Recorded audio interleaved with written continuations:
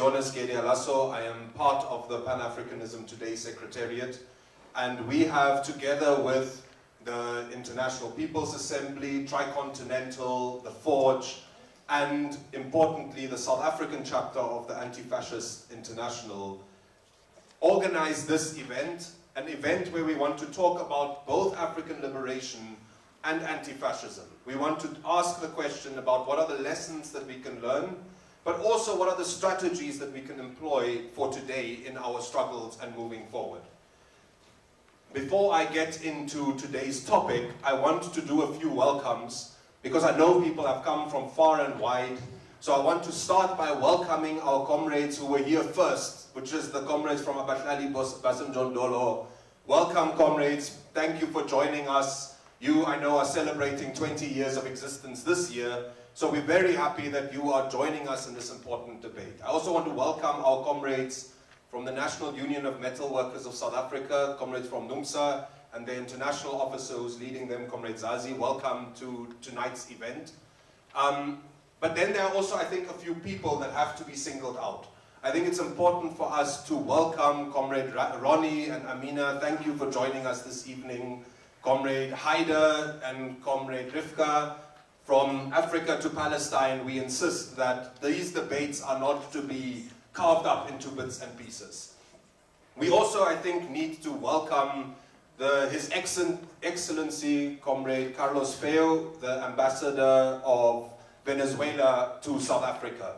Again, yesterday, the comrades in the Bolivarian Republic of Venezuela held elections not because it's important to make crosses every now and then, but because it's important to include the people in deciding on how we build a future. And our debates today are about how we construct a future and how we navigate the traps that are being set for us by the enemy. So welcome, comrade. You're representing not just the embassy, but you're representing a lot of what we are aspiring to in this room today. I also wanted to, I saw Comrade Mandla Radebe here earlier. I wanted to welcome him specifically, not only because he's joining us tonight to participate in this discussion, but I'm also using my welcome of him to say, please all come back tomorrow when we are launching his book, where we will be able to reflect on not just how far we've come in 30 years, but also where we are going. So comrades, I want to explain a little bit about why we thought it is important to take advantage of coming together in order to have a discussion. Because this discussion is not unfolding because we are interested in talking. There's no shortage of people talking in the world. The purpose of this discussion is about taking stock of where we are and starting to think together about how it is that we need to come together and move forward. Because the truth is that the African continent today, yesterday was African Liberation Day, we are doing this event in part on the back of African Liberation Day. But this Africa that we want to see liberated continues to be a continent that is ravaged by contradictions. There's a contradiction about the fact that if you are looking for hunger and poverty and unemployment, you will find it in Africa. But if you're looking for a young workforce and mineral resources, you will also find it in Africa. So there's the contradiction between the possibilities of what we have on the continent and the impact of imperialism, of colonialism, of slavery on our continent. So Africa is a continent that has many challenges, and it is confronted with this tension. On the one hand, there's the possibility of prosperity. Prosperity, a few weeks ago, we read in the news and we were all excited when a country called Burkina Faso, which was one of the poorest countries in the world, is now not just producing tomatoes, but is saying we want a factory that is going to process these tomatoes. When Burkina Faso, when Niger, when Mali, not only said to French military establishments sitting in their countries, get out of our country, but they went one step further than saying we want imperialism out of our countries. They also said we want to start building unity. The Alliance of Sahel States was formed. So on the one hand, we have the challenges. We have the fact that the 22 wealthiest men in the world are wealthier than all the women of the African continent. We have the contradictions about the fact that until they were kicked out, I don't know what the answer is now, but Niger was not able to provide for its people, but was contributing 75%, or not less, but a lot of the electricity used by France. So these contradictions is what we have to overcome. And the context against which we have to overcome this, which is what I want to explain a little bit, is there's debates about, do we have the far right, do we have fascism, do we have neo-fascism, do we have the far right of a special type, which our comrades in Tricontinental have been arguing quite convincingly. But what we are confronted by is a right-wing offensive, not just in South Africa, not just in Africa, but in all corners of the world. It is impossible to turn on the television, watch a live stream genocide of the Palestinian people, and not conclude that there's something deeply wrong with this planet. And it's not the people of this planet, it is not just natural, it is because there are people who consciously choose to dehumanize, to murder, to massacre the Palestinian people, the Sudanese people, the Congolese people. So on the one hand, we have the aspirations of African liberation, and on the other hand, we have the challenge that we have a right wing that seems to be gaining momentum, which poses a very big question to us. We are not all coming from the same corners. There are people from all different groups in the left here tonight. There are people that are our guests joining online. There are people that joined us. There might be people who see what's happening here while they're walking past and they walk in. There's a lot that divides us. But we have to unite against what's the biggest enemy. And we have to knock on every door that is willing to open and agree that, look, let's put some of the smaller differences aside. Let's build unity among the people, among the movements, among organizations, among intellectuals, etc. And let's confront not just the enemy, but also let's defend the gains that we have made. So tonight we are very honored to have Comrade Vijay Prashad with us to lead that discussion, not to answer it, but to throw some ideas into the room, because it is only through our collective wisdom that we will be able to not just answer the questions confronting humanity, but also organize ourselves in order to overcome the enemies ranging from the ones that are stealing the coltan of the Congo to the ones killing people in schools in Gaza today. So comrades, our program, I've already introduced Comrade Vijay, you won't hear of me too much, so we will start with a small cultural interlude prepared by my dear comrade Tato from the Anti-Fascist chapter of South Africa, and also the Young Communist League, who is going to take us through a rendition of Bella Ciao. He will lead us. We will all follow him. And following that, we will hand over immediately to Comrade Vijay. He'll speak for maybe 40 minutes to 45 minutes. And then we will have a discussion. And we really rely on that discussion, because Comrade Vijay's job is to stimulate a debate. And it is our job to engage him, to discuss. So hopefully we will have about 45 minutes to an hour of discussion, and then we will be able to informally continue.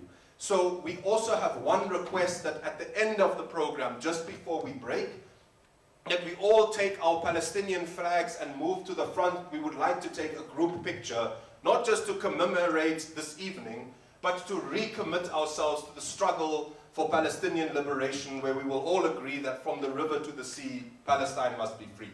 So, before I shut up and sit down, I have a few small logistical points. If anyone needs a bathroom, if you go right ahead of me towards the back, you turn left and left again, and you will find the bathroom. If you need to get something that'll help you go to the bathroom, there's some snacks and cool drinks and things at the back as well. And then we are, which is probably not a good idea what I just said, but we're live streaming tonight too. And we hope that not just we will be able to join millions of people around the world in this discussion, but we also think it's going to be very important for us to keep this debate alive. Lastly, we have an exhibition here. It was prepared over many months by artists from all over the world, called Artists Against Apartheid. It's an exhibition.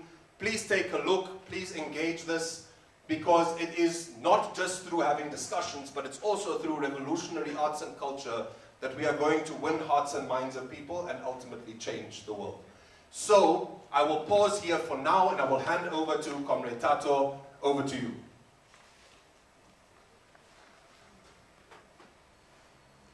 Good evening, comrades. It's It's an honor and a privilege to be here today. Well, you know, in the classical work, Pedagogy of the Oppressed, Paulo Freire defines praxis as the unity of theory and action.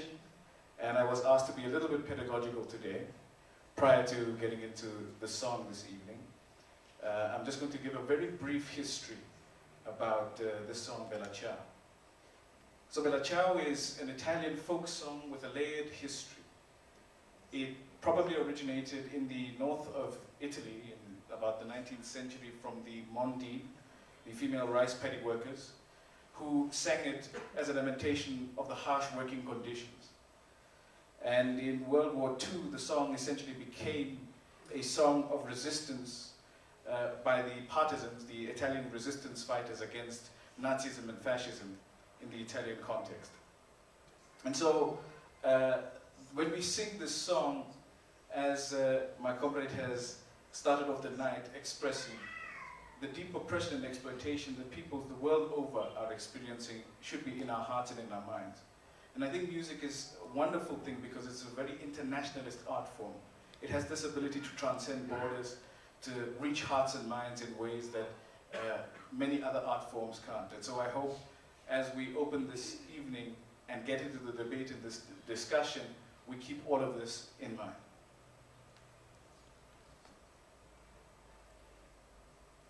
Una mattina mi son svegliato, oh bella ciao, bella ciao, bella ciao, ciao, ciao. Una mattina mi son svegliato e ho trovato l'invasor. Oh partigiano, portami via. Oh bella ciao, bella ciao, bella ciao, ciao, ciao, partigiano, portami via, che mi sento di morire.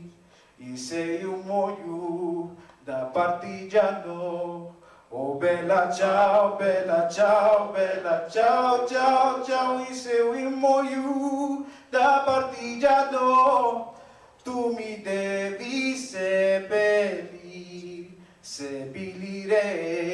lassù in montagna. Oh bella ciao, bella ciao, bella ciao, ciao, ciao, mi seppellire lassù in montagna, sotto l'ombra di un bel fior, tutte le genti che passeranno. Oh bella ciao, bella ciao, bella ciao, ciao, ciao, tutte le genti che passeranno mi diranno che bel fior, e questo è il fiore del partigiano. Oh bella ciao, bella ciao, bella ciao, ciao, ciao, e questo è il fiore del partigiano, morto per la libertà, ed era rossa la sua bandiera come il sangue che versò.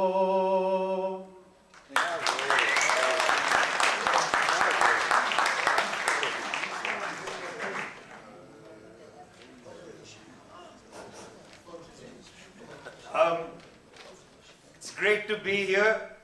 Welcome to the Forge, by the way. What a nice place this is. This is also the home of Inkani books. And I just want to show you two of the Inkani books. One is Heather Reed's book, Decolonizing the Palestinian Mind. And Heather is over there, and he can't stand up, I know. That is his book. So congratulations. What a great book. Congratulations.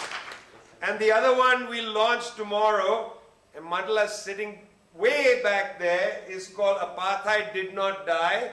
So if you want to come back, we'll be talking about this terrific book tomorrow. By the way, Inkani books, not very large books, because they're meant to be read and argued against. Books don't have to be long, just as talks don't have to be long. Because sometimes large books, long talks are intimidating. You need to welcome people into the conversation. And these books genuinely welcome people into a conversation. So I very much hope that you'll get into the habit of picking up an Inkani book from the Forge and reading it. Especially Apartheid Did Not Die Right Now, just out, powerful story about South Africa after 1994, after the end of formal apartheid. Very powerful story. It's great to be here. Yesterday was Africa Liberation Day, when Kate and Jonas, on behalf of Pan Africanism Today, said, would you, speak for a little bit about this theme of national liberation, African liberation and anti-fascism. I thought I'll provide 5 basic propositions, and then we can discuss the logic of these propositions, okay? So there are 5 propositions. I'm going to describe each one of them in turn, and then we can discuss and debate them. All right?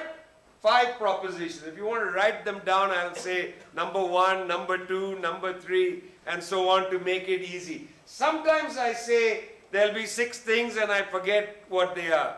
But these 5 I think I've remembered. And so I'll be okay with them.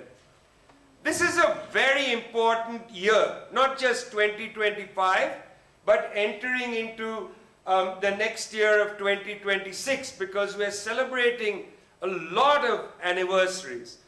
Before we get to the anniversaries, I think it's important when I talk about them, the first point, which is about national liberation and to some extent its end, that's the first point. It's important to understand that people struggle, but people survive through struggles. However much they suffer, however much is imposed on them, they struggle against suffering and they survive suffering. They don't surrender. Take the case of what has been happening in Gaza. Israelis brutally bombing Gaza. It's not a war. People calling it the war in Gaza really don't understand what's happening. It's not a war. War is an old word. It's when 2 people or more confront each other and fight against each other. In this case, there is a brutal, imperialist-backed military machine which is trying to obliterate the Palestinians, and the Palestinians resisting that machine. It's a totally asymmetrical struggle. The 2 sides nowhere near equal. It's not a war. In a war there should be some measure of deterrence and defense, equality. There's no equality here. This is a slaughter, despite the resistance. In spite of the slaughter, in spite of the move of million Palestinians south of Khan Yunis from their homes in Gaza City and so on, despite the destruction of 100% of the housing, almost 100% of the housing, after all these months and weeks, on the 27th of January, Palestinians woke up that morning and in a very organized fashion, tens of thousands, hundreds of thousands of them walked back along the Mediterranean Sea, drones flying above to film them, highly organized. They walked back across Khan Yunis back to Gaza City. The greatest act of defiance, of resistance of the Palestinian people refusing to be erased from their geography. That's what I mean by people suffer, they struggle, and then they survive. They suffer, struggle against the suffering, and then survive. However much you try to make them surrender. A surrender of the human spirit is always temporary. Humans might surrender when the odds of fighting are too great. But surrenders are always temporary, because the human spirit is incapable of a permanent surrender. No human being can permanently surrender themselves against the imposition on their freedom. There is a very important story of enslaved Africans taken to the Americas. The ship arrives in the Carolinas. These Africans are chained to each other. They march off the ship in their chains, singing a song of their people. As they hit dry land, they turn like the Palestinians, who didn't go away and disappear and allow themselves to be obliterated. These enslaved Africans turned and marched into the sea. They were walking home to Africa. They never allowed their spirit to be broken.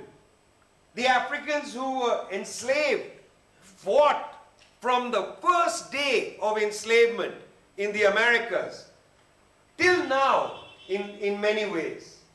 They ran away from plantations, they murdered the slave owners, they never surrendered their human spirit to the suffering. They suffer, they struggle, and then they survive. And that's exactly what colonized people did for 100+ years. Suffered against the boot of colonialism, struggled against it, and survived. And then they came out of that and built their own countries. In Asia in the 1940s, India, Pakistan, Indonesia, Vietnam, 1945 declaring independence. China, the great Chinese Revolution of 1949. And then the African continent in the 1950s.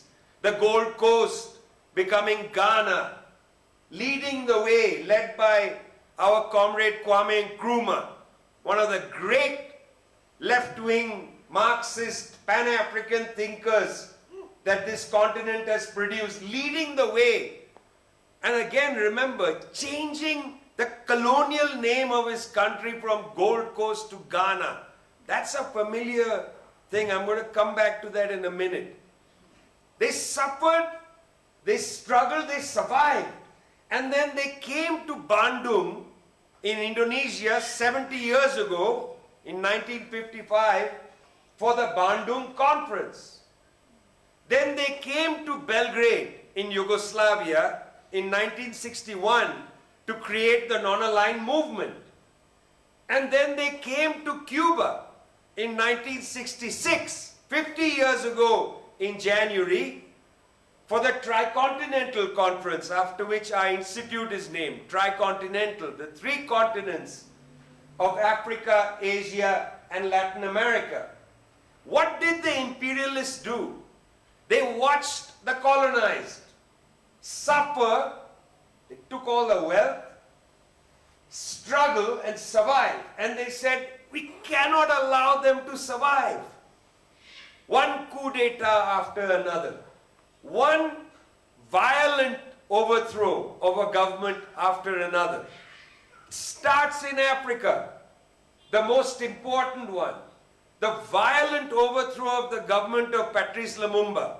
Patrice Lumumba's body dismembered in the Congo. Imagine what Africa would have been like if the Democratic Republic of the Congo, led by Patrice Lumumba, had been able to survive, had been able to build towards sovereignty, dignity of the people.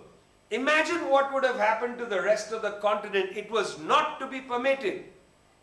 3 years later, the imperialists engineered a coup d'etat in Brazil against the government of Juan Goulart, 1964. That coup d'etat, that violent military dictatorship, lasted 21 years. And from Brazil, the imperialists destroyed the left, the Cuban revolution-inspired left, from one end of Latin America to the other. They created Operation Condor to overthrow any left-wing government in that region. A year after the military dictatorship starts in Brazil, there is a terrible military coup, overthrow of the government of Sukarno in Indonesia, 10 years after Bandung. They killed 1 million communists and trade unionists. All of you, all of us, we would all have been killed if we lived in Indonesia in 1965. They would have killed all of us. None of us would have survived. They killed 1 million people in Indonesia to erase the Indonesian Communist Party, which was the largest communist party outside the Soviet Union and outside China. The largest communist party, erased. Completely erased till today. Till today, Marxism is banned in Indonesia. My book on the Bandung process has just come out in Indonesia. 3 days ago, there was a book release in Indonesia. I worry every minute for the publisher, the translator, the people who spoke there.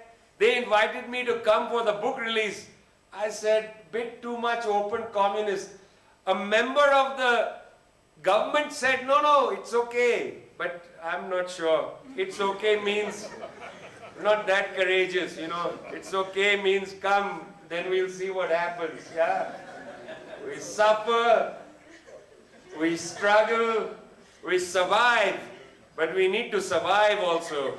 We don't want to surrender, right? What do? We suffer, we struggle, we survive. That's the main thing. You're going to surrender? Not today. Not today we don't surrender. We may have to tactically stop one day, but we come back. We come back to struggle. So the first point is our era of national liberation was stamped into the ground. The heritage of people like Kwame Nkrumah underfoot, not because of the failures of Nkrumah, but because of the violence of imperialism. Never underestimate the violence of imperialism. Never underestimate its two-faced nature. Remember, imperialism was 100% behind the apartheid regime when the apartheid regime was stable. When the apartheid regime was made unstable by your struggles, Comrade Ronnie running here and there and running under the apartheid regime, weakening it, the imperialists said, we were always against apartheid. We are for black liberation. We are for black economic advancement. Don't believe their two-faced nature. Don't believe their two-faced nature. Tomorrow they turn around and slap you in the face. So the first point is our tradition of national liberation was ground underfoot, but never surrender, ready to come back. The second proposition is that this thing called neoliberalism, which emerges in the 1970s, this idea that governments are corrupt and only private businesses are honest, which is basically what neoliberalism is. You can write a lot of long books on it, but the basic proposition is don't trust the government is corrupt. Only trust private business. Privatize everything. Put everything in the hands of a private corporation. Don't provide for the people. Mistrusting governments means dismantling democratic institutions, means underfunding democratic institutions. Don't build public education systems, public healthcare systems. Don't build public transportation. Let the private sector deal with everything. If they can make a profit, they will make it efficient. That was the thinking. Neoliberalism taught entire generations to believe that if there's a profit to be made, there is efficiency. Where there is no profit, it is inefficient. Now, this is a crazy idea. It's a crazy idea. Because we know that if there's a great deal of profit being made, the institutions themselves get destroyed. People cannibalize institutions. They eat them. They take money out of transportation systems. So there's no new investment. They take profits out of hospitals and charge higher fees. Education bills go up as they privatize educational institutions. There are fewer seats in the education institutions. Children can't go to decent schools. Public schools collapse and so on. We know that what they are saying to us is a lie. But they sold that lie very effectively. The lie that if there's a profit in it, it is efficient. If there's no profit, it is inefficient. So, masses of people were trained to believe, and this is a very important thing we have to fight back against now. You can't fight against fascism today if you don't fight against this thinking that says that only if there's a profit is there efficiency. Only if there's a profit does an institution work. Hospitals can only work properly if the owners of the hospital make a profit. That argument, which is so wrong, is what is underneath today's neo-fascism. It is that argument which is underneath today's neo-fascism. Neo-fascism isn't like the old fascism, which is about destroying the workers' movement, destroying trade unions, and so on. Our movements are not that strong that they need to produce a new kind of fascism to destroy us. We have largely been destroyed by precarious work, by the Uberization of work. It's hard to make trade unions today. It's hard to sustain unions today. Casual work, long hours of commuting.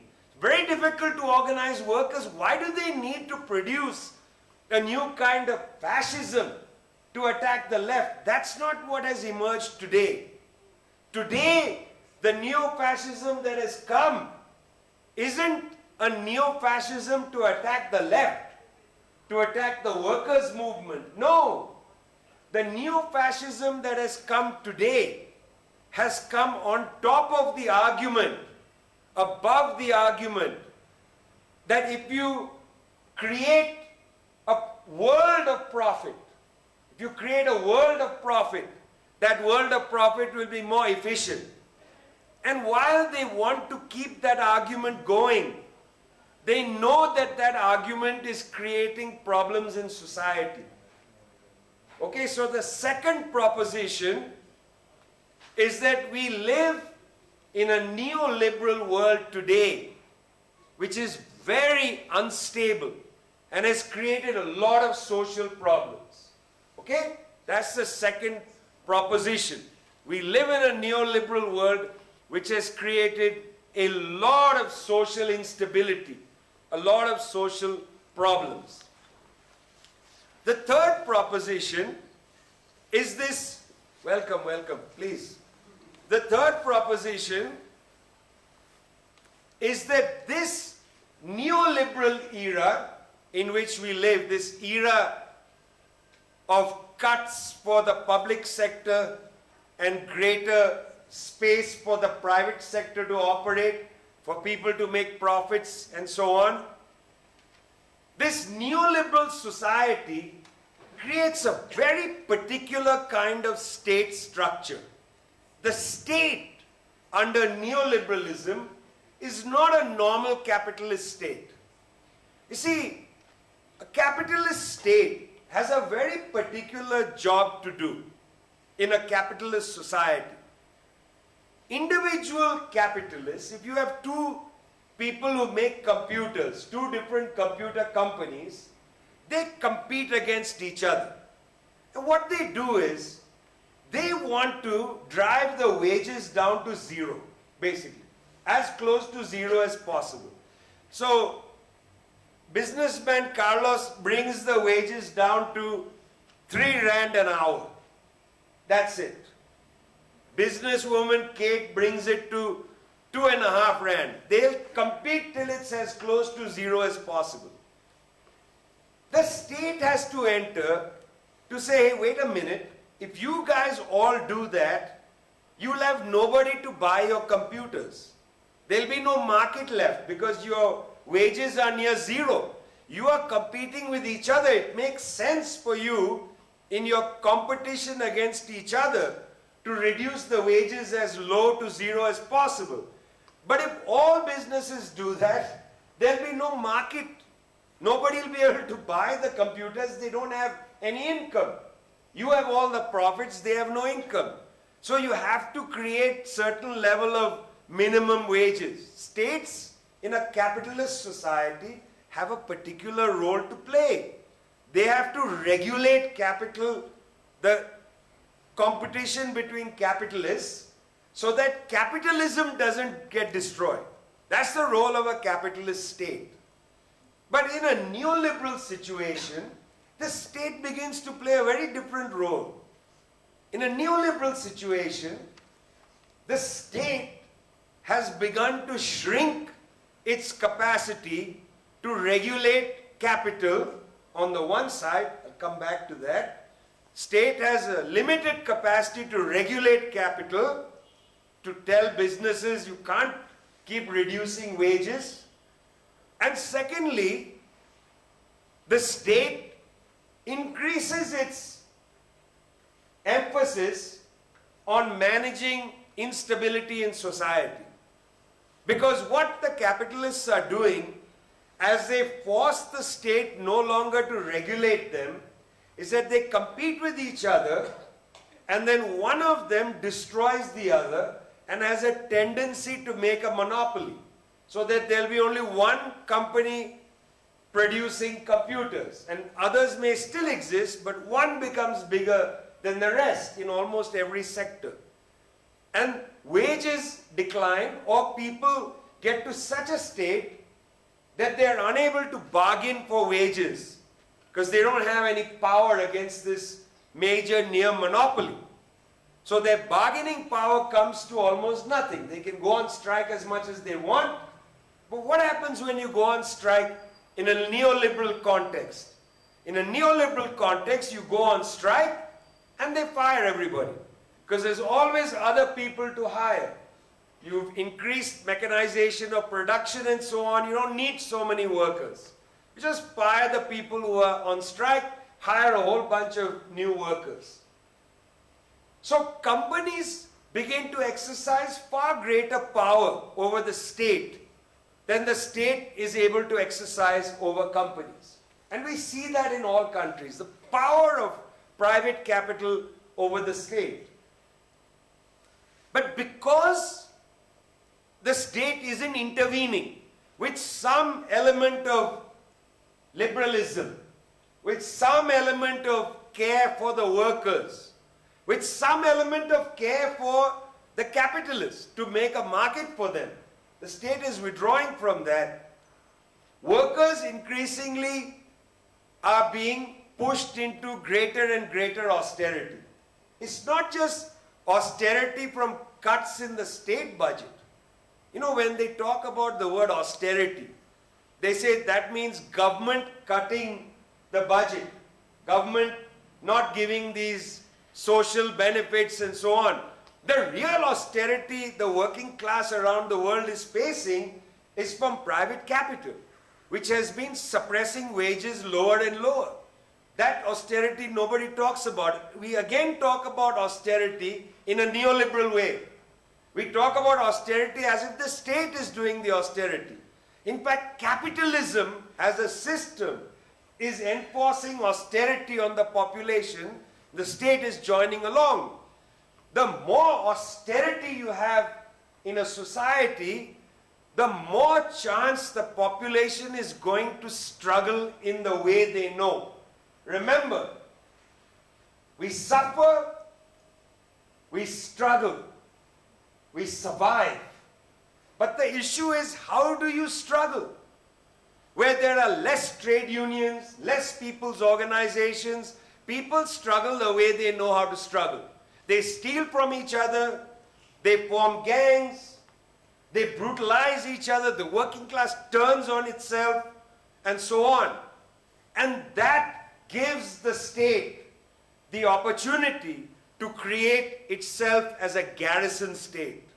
The state becomes the police.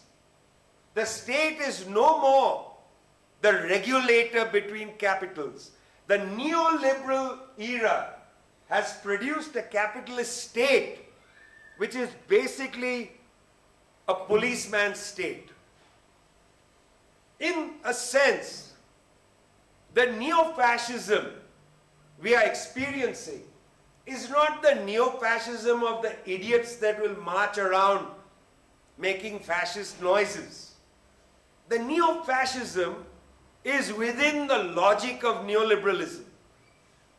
The brutality inflicted on people, the masses of people, with the austerity of capitalism, and then the police coming in to hammer people on the head because their institutions of struggle don't exist anymore. In an earlier generation, people would have joined trade unions in their workplaces and struggled through the unions. Because unions don't exist for most jobs, people struggle the way they know, in the context they know. Their neighborhoods are getting more violent, they become violent. Their neighborhoods are getting inflicted with the epidemic of drugs, they enter that section to try to earn a little money. The violence is imposed on them and they take the violence in the way they know. That is the neo-fascism of our times. It is inflicted on us through a state as well that has been put in a position to be the garrison against the public and not merely holding different capitals in check against each other. Now, the fourth proposition is that many of our political parties that used to be national liberation parties, many of them collapsed under the pressure of neoliberalism. South Africa is an interesting example, and tomorrow we'll talk more about it. South Africa comes to liberation very late. In fact, it's very interesting how the negotiated settlement in South Africa in 1994 comes the same year as the Oslo Accords for the Palestinians. We'll talk about this tomorrow. South Africa comes late to the party. And because it's South Africa, it runs quickly into neoliberalism. Not even 2 years past and you have gear. At least wait a little bit of time. Every other national liberation movement waited 10, 15, 20 years before they collapsed. But South Africa is in a hurry. We'll get our liberation late, but we'll be early to neoliberalism. We'll run there in less than 2 years. Gear came to the table. 1996, the so-called growth and redistribution, blah, blah, blah. Basically, it's a gear in which they grind the working class. The actual words in gear don't matter. I know them, but I'm not going to use them because it's all bogus. Actually, it's the gear to grind the working class. That's what it was. Rushed it through. It's an unusual experience. In most of the world and in most of the African continent, the parties of national liberation were struggling but then collapsed under the weight of neoliberalism. And many of them had to maintain an ounce of their national liberation heritage by fighting till now for some social rights, including in Namibia, where SWAPO, despite everything, fighting for social rights. And we see it now as space has opened up thanks to the entry of the Chinese into the world system. But in most countries, if you look at Uganda or Tanzania and so on, there are two major political parties.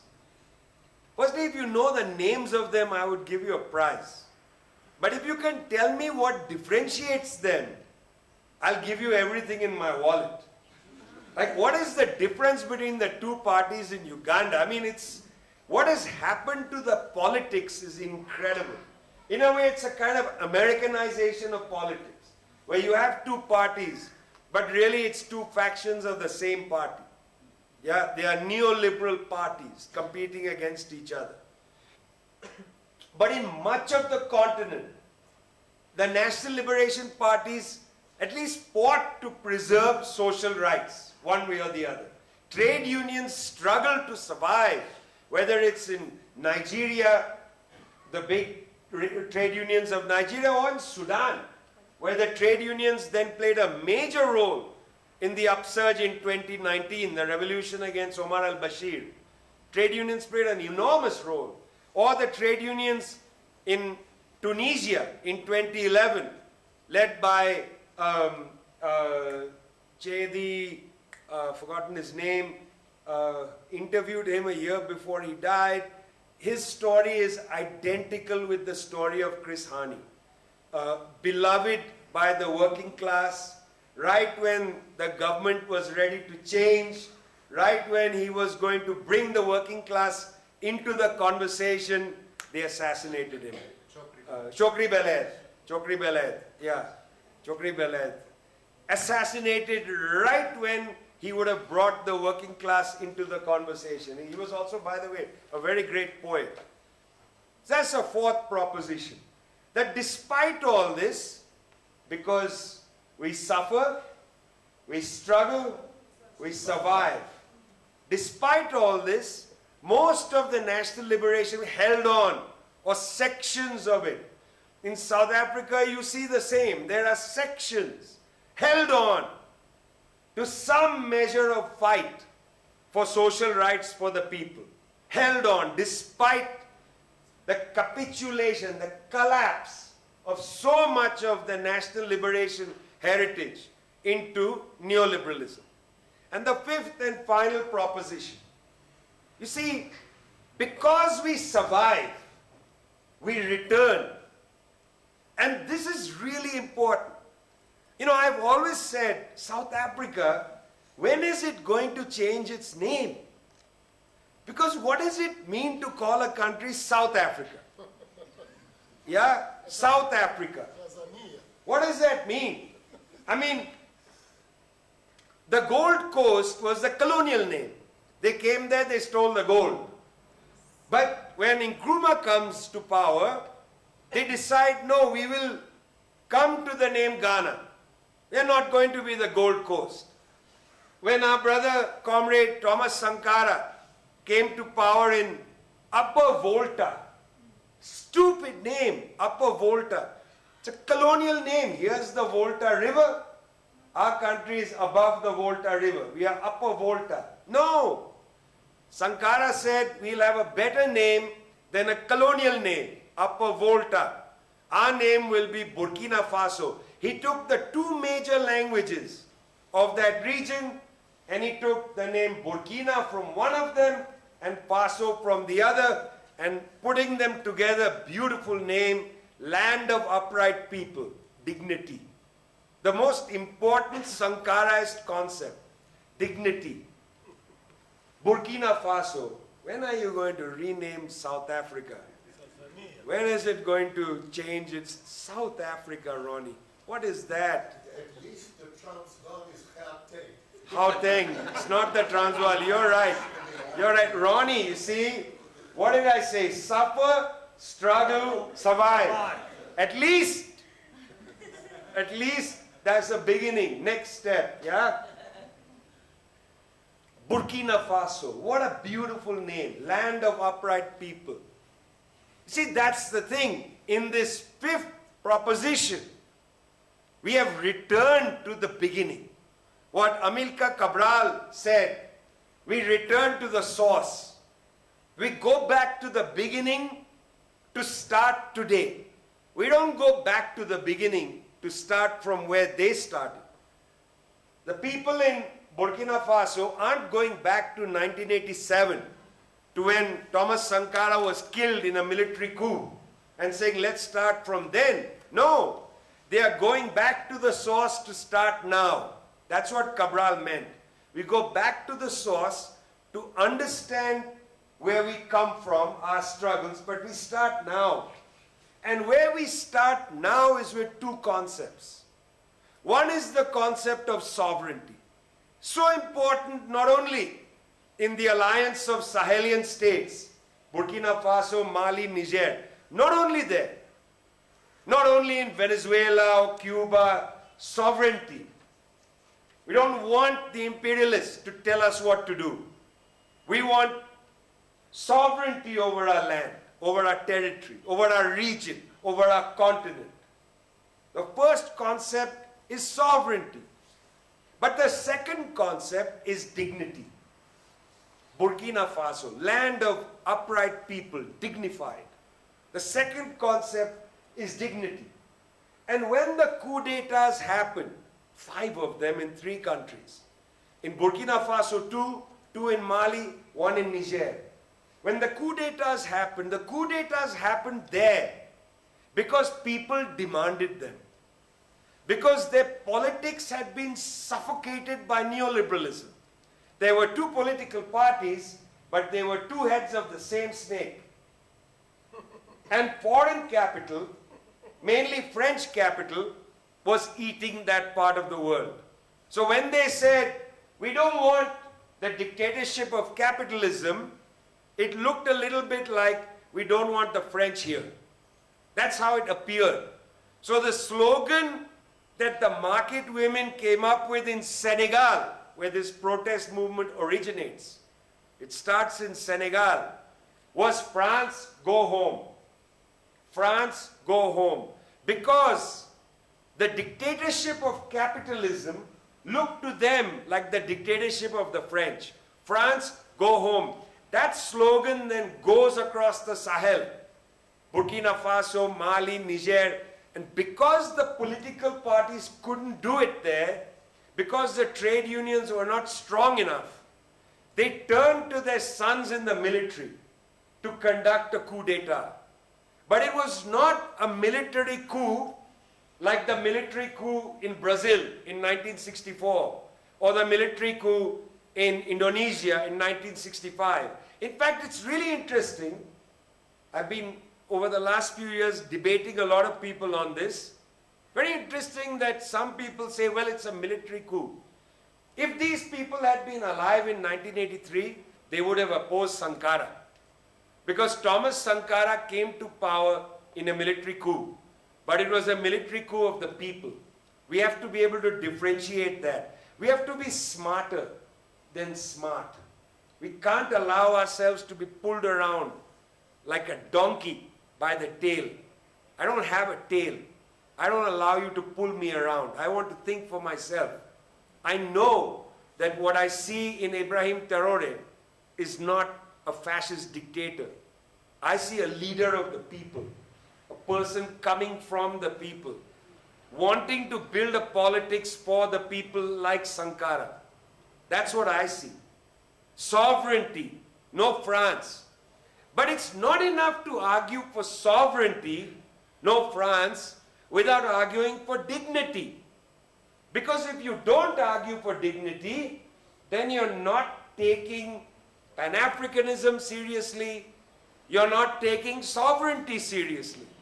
You're not thinking that it's not enough to say we don't want a foreign government suppressing our country. And I want to say one thing before I come to the end of this, that when they talk about a foreign government, you have to be very clear. These are not people who hate foreigners. See, this is an epidemic that has come into South Africa. You know, this idea that why should people come from Lesotho or somewhere and take our jobs? Or why are the Zimbabweans coming here? That is just xenophobia. That is not a fight for sovereignty. That is the working class turning on the working class. That is not what they are talking about. Sovereignty doesn't mean don't welcome the worker from another country who's desperate. That is not sovereignty. Sovereignty means don't allow the imperialists to take your resources, including your life, from you. Another worker coming across the border to work is not taking anything from you. The imperialist is taking a lot from you. Fighting against them is sovereignty. And that is why these three countries, Burkina Faso, Mali, Niger, have created the alliance of Sahelian states. Anybody can go anywhere in there. They are not afraid of workers moving. They don't want the imperialists to come and steal their gold or steal their uranium or steal their workers. They are not afraid of workers. They are in fact not even afraid of the imperialists. They just don't want them there. That's what sovereignty means. Dignity means you care for the life of everybody. And that is why, comrades, I would argue that a Pan-African sovereignty which takes dignity seriously is the same as socialism. If you fight for sovereignty and take dignity seriously, you are basically fighting for socialism. If you go all the way with dignity, you are a socialist. You can call it what you want, but it's socialism by any name. Sovereignty plus dignity is socialism by any name. See, I said, final point. Those are the 5 propositions, if you wrote them down or memorized them or whatever. But the final point is about us. See, history is not made by somebody else. You can't wait for somebody to make history for you. You have to be confident enough to make history for us. We make the history. Yeah? But we need 2 things to make history. 2 very important things. We need confidence in ourselves as individuals and confidence in the organizations we build. We have to have confidence. We have to be confident in ourselves. We have to be confident in our organizations. No point building an organization, joining an organization, if you're not confident in yourself. You have to be a Burkina Faso type person, an upright person. Stand upright. Don't be like this. You have to be confident in yourself, but you have to be confident in your organization. The second thing you have to be is have clarity. You have to have clarity in your thinking. Clarity in your thinking and clarity in your organization's thinking. It's very important to try to be clear. To be clear means to read, means to learn as much as you can about the world. Learning about the world is not something that people should only do if they are studying for a degree or if they are in the university and so on. We are all to be educated every day. We must read. We must study. Pan Africanism Today sends out a weekly newsletter. Everybody should look at Pan Africanism Today's weekly newsletter. It has many links to struggles across the African continent. You need to read and study. You need to create groups of friends and comrades who read with you and study with you and discuss with you. To be clear, to build clarity, is to take your knife and sharpen it against a stone. If you don't keep sharpening your knife against a stone, your knife will get dull. You won't be able to cut things with clarity. Reading, studying, discussing is the stone. We suffer, we struggle, we survive, and then we win. Thanks a lot.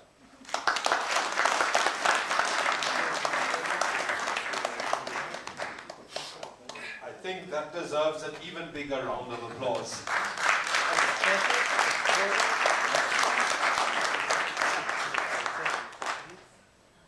Thank you very much, Comrade Vijay. I think these kind of talks also help build the clarity that we need. So it's, I think, not an accident, and I think if you're looking for things to read, to study, Comrade Vijay is responsible for Tricontinental Institute for Social Research, which produces a lot of materials that are very similar to what we heard here this evening.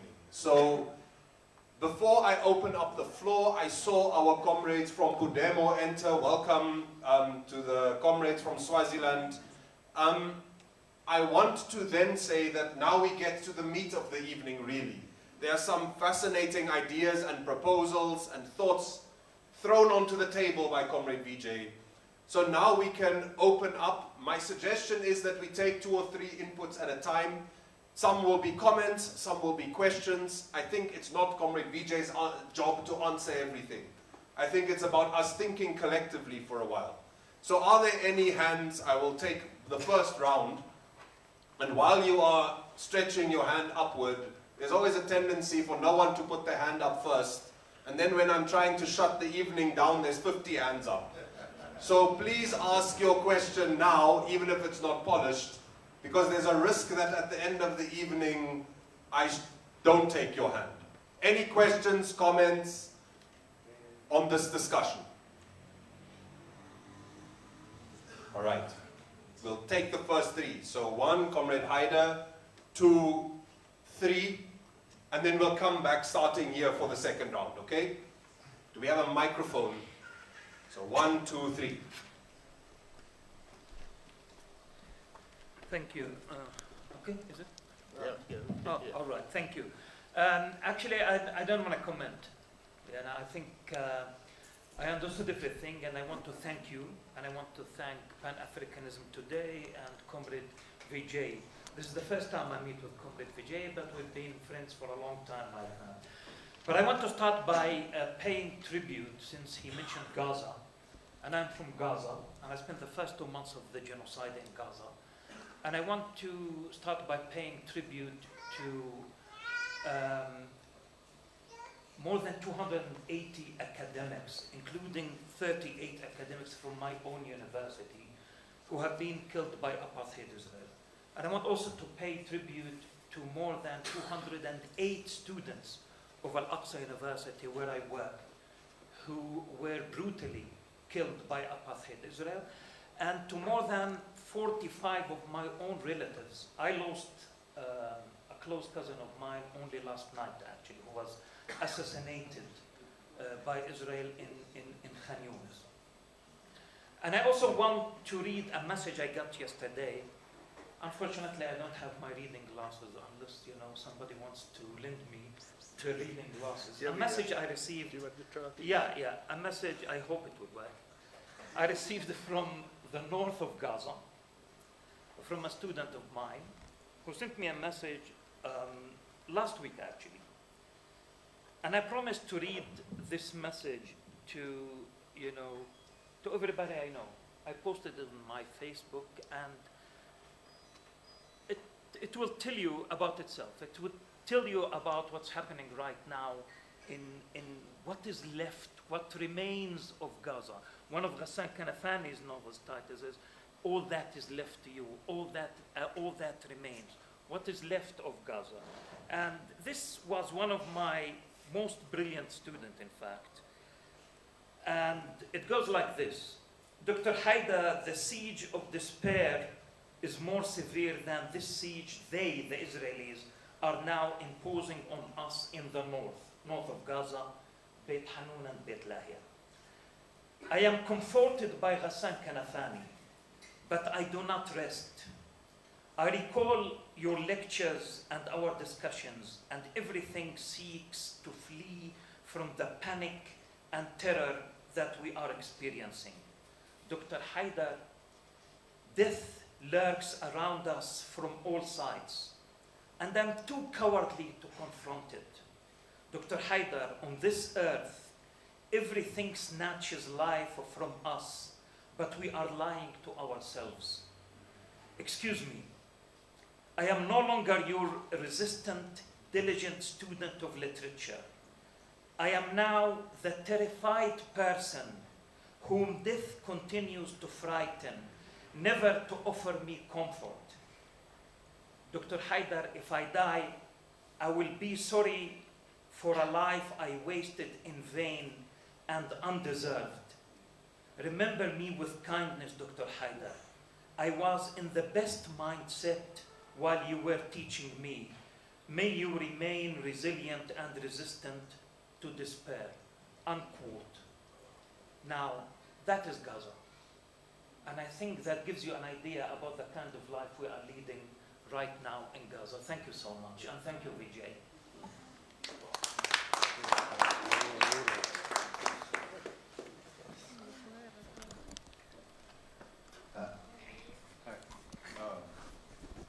Just a little bit of what you call it, I'm looking forward to tomorrow's book. And I think that when the ANC hijacked the United Democratic Front and decommissioned and redeployed all the UDF people, or the people who were in organizations, and they became deployees of the ANC, communities lost leadership and communities lost organization, and even as I think Kosatu, for example, going to the White House yesterday or whenever, and begging for foreign direct investment. I'm sure NAMSA has a lot to say about that. But the thing is that that's the one part of things, right? The kind of new apartheid we're living in, right?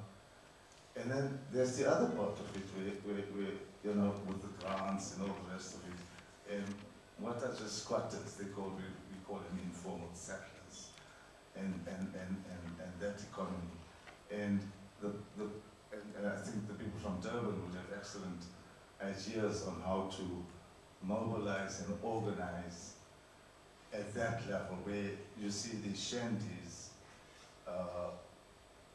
all over the show, and after maybe 10 or 15 years, they then build some infrastructure and the government, what you call it.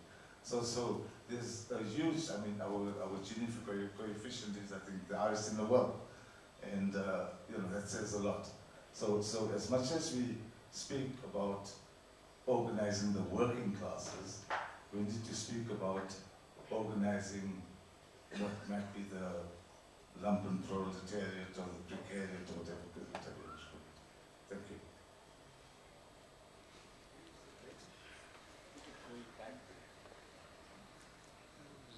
Are you? That's convenient.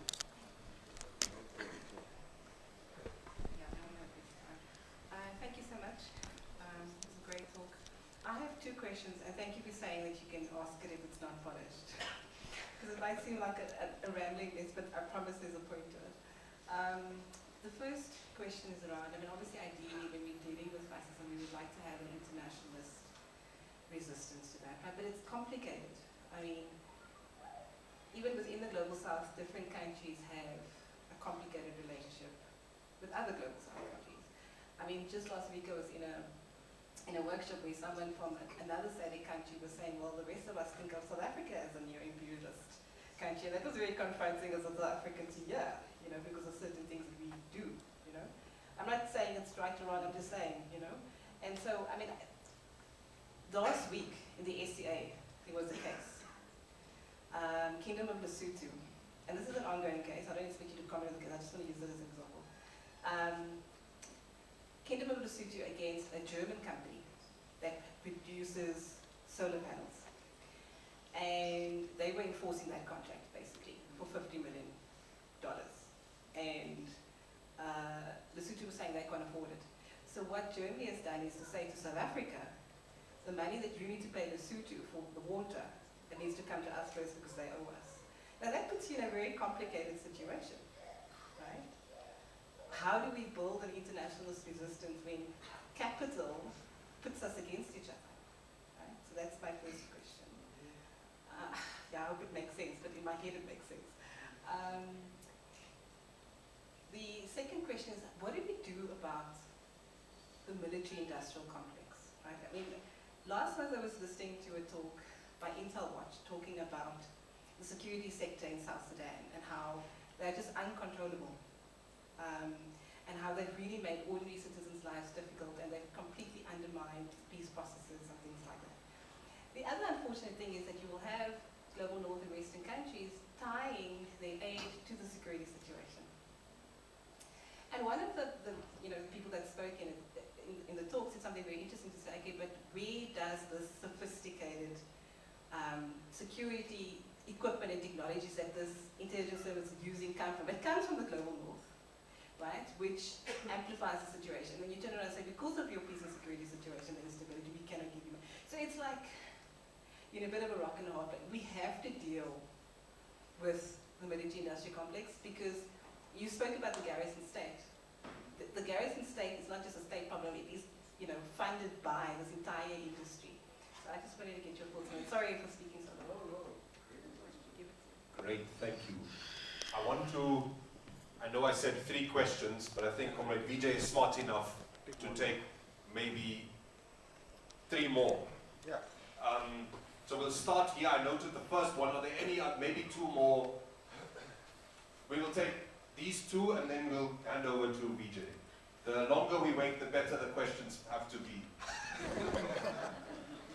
Madla, forward with the Pan Africanism, forward. Forward. Forward with the unity of working class, forward. Forward. Forward with the Palestinian, forward. Forward. No, thank you, comrades. Firstly, I would like to thank the speaker, even though I'm not your name. I'll use to your name, I'll cut back. But some of the thing is not a question per se. The painful kind of the history, painful what is happening recently, from where you raise number of years and the country's difference kind of, the things that makes me to be, where I am, my what do you call it, my heart is sore by this South Africa, because I'm a South African. When you begin to talk about the name of the country itself, that's where I start to be, my heart start to beat fast to say, hey, but there's something that we didn't realize. We are South Africans and we don't know where this South African name comes from. It's a problem on itself. Because I've got a problem with the recent politics in South Africa. Not necessarily because I'm at NUMSA or whatever, because of whatever the conflict might be, but the confusion that you are saying, the contradiction of Africa as a country, as a continent. Indeed, we are in trouble. That's why I would say down with Trump, down. Because comrades, we need to call things by the names. Because if we don't call things by the names, we'll find ourselves in the predicament. Because what is happening there by our president, starting from here, I don't want to start from somewhere else because I'm a South African. I want to start what they are trying to do, the Ramaphosa's. What they were doing in America, I don't know what they were doing. When I listened to them, my heart was also sore to say what they are trying to do. They show us that we go into our master, to say this is our master, if you don't know. Because what they were trying to raise there to justify, I don't want to try to be racist and whatever, but the way they were trying to justify by these white people who said there's a genocide in South Africa and all those things, they try to justify vis-a-vis the issue of the clips, videos of Malema and all those things. Very painful. That thing on its own is a traumatic to us. And we need to stand up and say enough is enough. And you raise the issue of the trade unions. Indeed, I'm on the ground every day. The working class is in tatters. The working class is divided. There's a lot of fish and chips unions that you don't know who funds them. You don't know even where they come from. Indeed, we are in trouble. If we want to say we will actually overcome that, I hear your slogan, and I like your slogan, because you begin to say, we suffer, we fight, and we survive. I think it's a good slogan. Because a lot of people, I can tell you, without a doubt, they lose the confidence outside. When you go here in the ground, you say, join the union, they say, hey, I don't want to see the union. They don't even understand what is the trade union, objective and the aim of the union. They will tell you that my employer said, if I join the union, because I've got a contract that is within my disposal to say, if I join the union, I fire myself. We can imagine, you can imagine where we are going. So there's a lot that you raise, indeed, very painful. But I was just want to gallop on this country of ours. It's a problem because a lot of Africans countries, they rely on this country. And if we let them down, where are they going to go to? Because where I sit in, indeed, hey, it's a problem. I don't want to mix this thing with the beliefs and what. But you can see what is happening, even the beliefs. I don't want to go to the churches. You can see this thing is managed everywhere. Now it's no more all about politics. It's all about all over the things. The things now, it's all about them as a master. Trump and Israel. You can go to Benjamin Netanyahu. They do whatever they please by their time. And Trump, when he took over as a president, he said it vividly. Said, I want to bring back our dignity as an American. He said it. What he was meaning is what you said. Exactly. He said, I want to bring back the capitalism, imperialism, and everything, so that we can gain the power, because they can see. But I can tell you, we need to stand with the Ibrahim Traore. All of us. Indeed, we need to stand up and say, forward with Ibrahim Traore. Because if we don't do that, comrades, we risk to suffer, and our children of the children, comrades. This thing is going to haunt us for the rest of our life. I thank you. Thank you. Wow.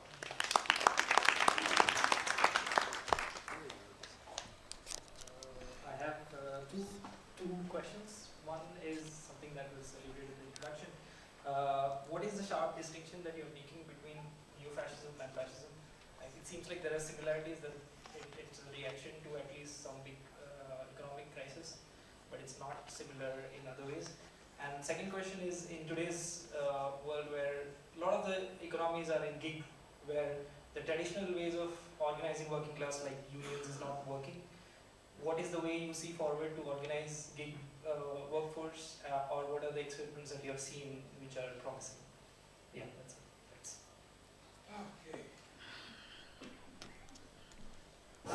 Okay.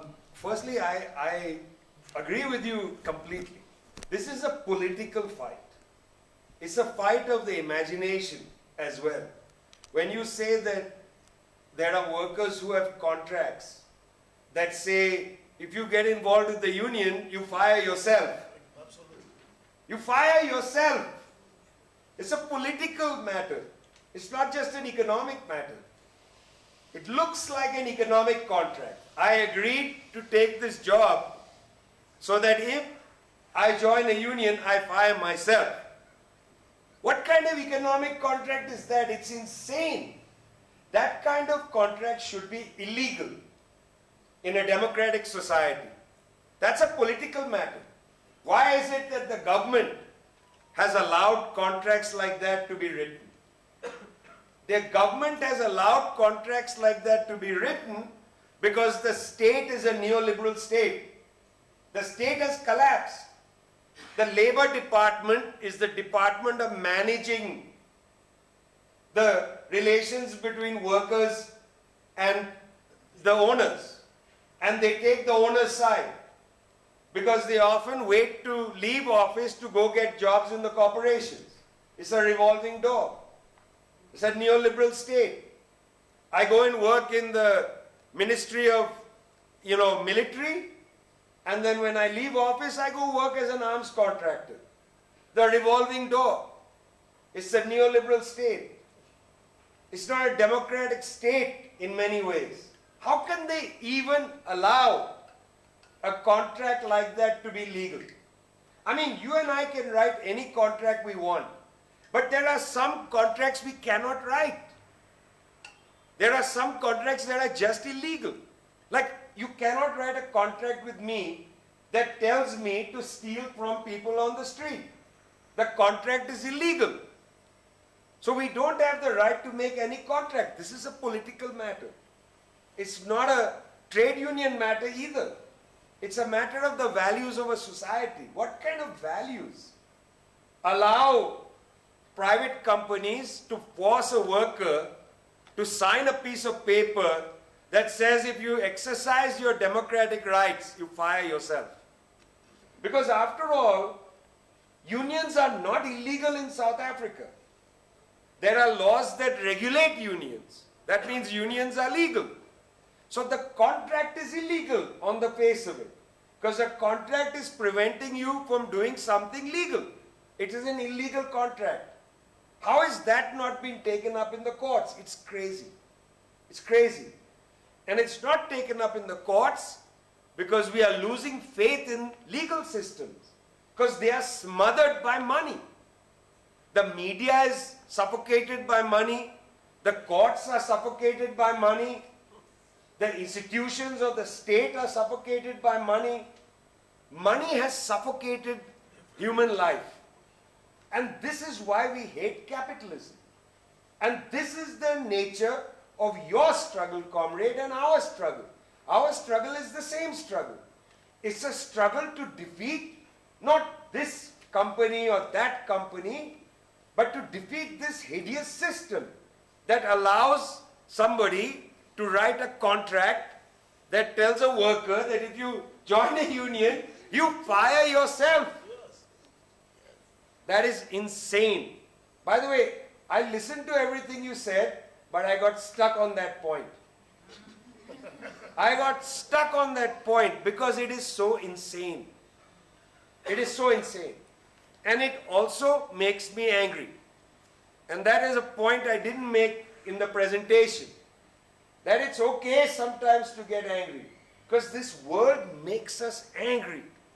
When I listened to the statement from the student, I wanted to throw my book against the window.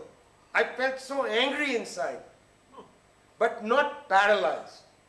And comrade, that is something that, whatever you call it, the working class, the laboring peoples, whatever you call it, doesn't matter. The point is, that is what you are doing as a union, is taking the people's frustration, anger, despair, depression, and mobilizing it into strength.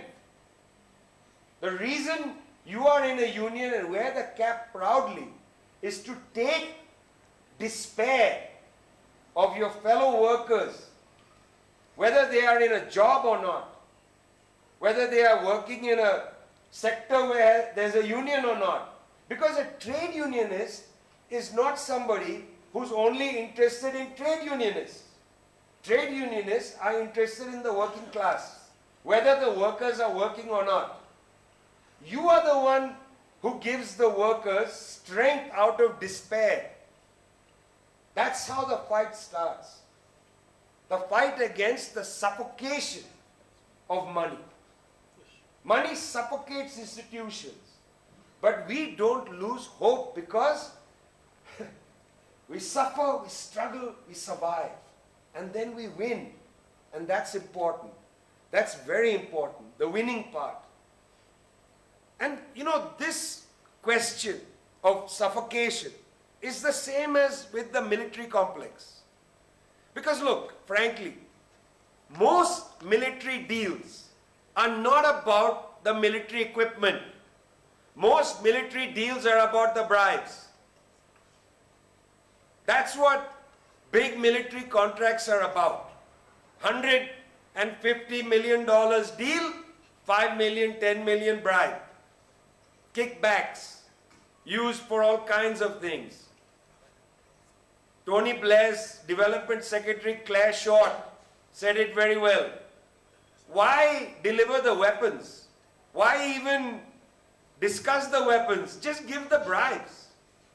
The whole thing is about the bribe. Yeah? But in fact, they are making a mockery of policing. You see, none of us wants a world where there is no police. Of course, there are problems in our communities. We want our children safe. There are some crazy people who might harass somebody.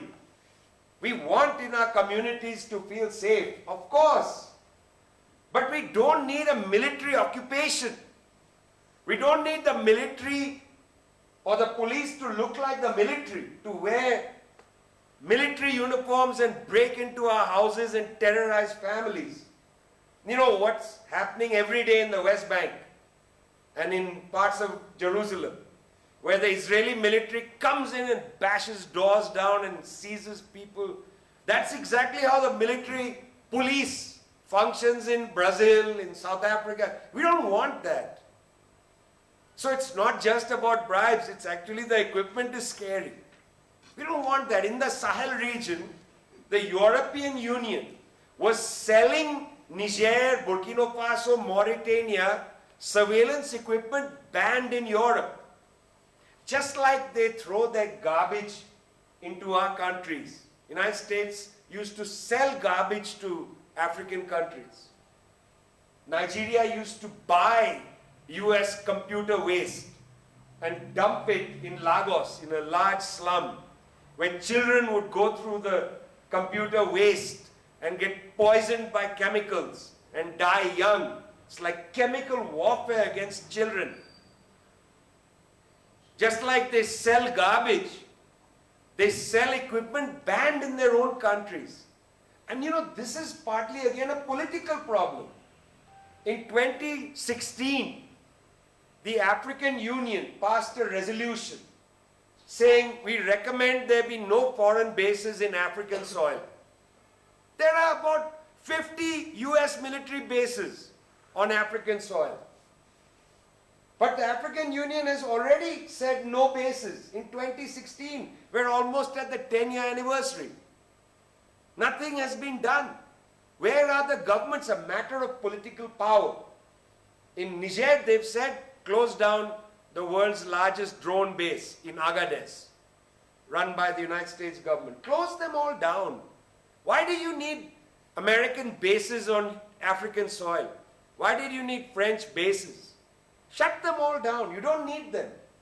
This is not 1885, the conference in Berlin where they divided up Africa. Tell them to take their military home. They want to defend themselves. Defend yourself at home. Don't defend yourself in Djibouti. Why are you defending yourself in Ghana? You want to defend yourself? Go home and defend your borders. We don't need you to defend the Sahel. Let the people of the Sahel defend themselves. Yeah? So what is this deal about military? What kind of equipment do they even need? Look at what's happening in the Sudan. It's the most ridiculous war between two factions of the military and the special military, paramilitary, fighting each other. Why? Because they are both too scared they'll be charged with war crimes. So instead of facing the music for their war crimes, they are committing new war crimes by conducting a war which has displaced 200,000 civilians, maybe more.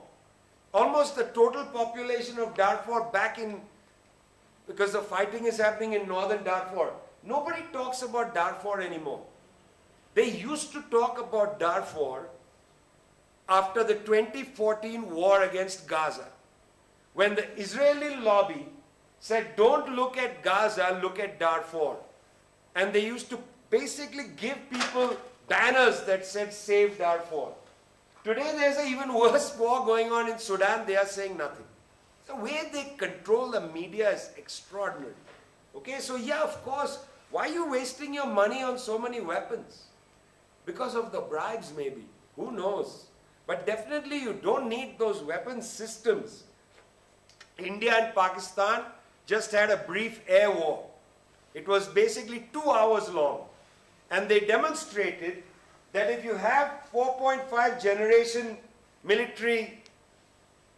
Air Force systems, not only planes, the Pakistanis had the J-10, Chinese jet fighter, Indians had the French Rafale, not only that, but also radar systems, jamming systems, the, whatever it's called, drone swarms, all of that stuff.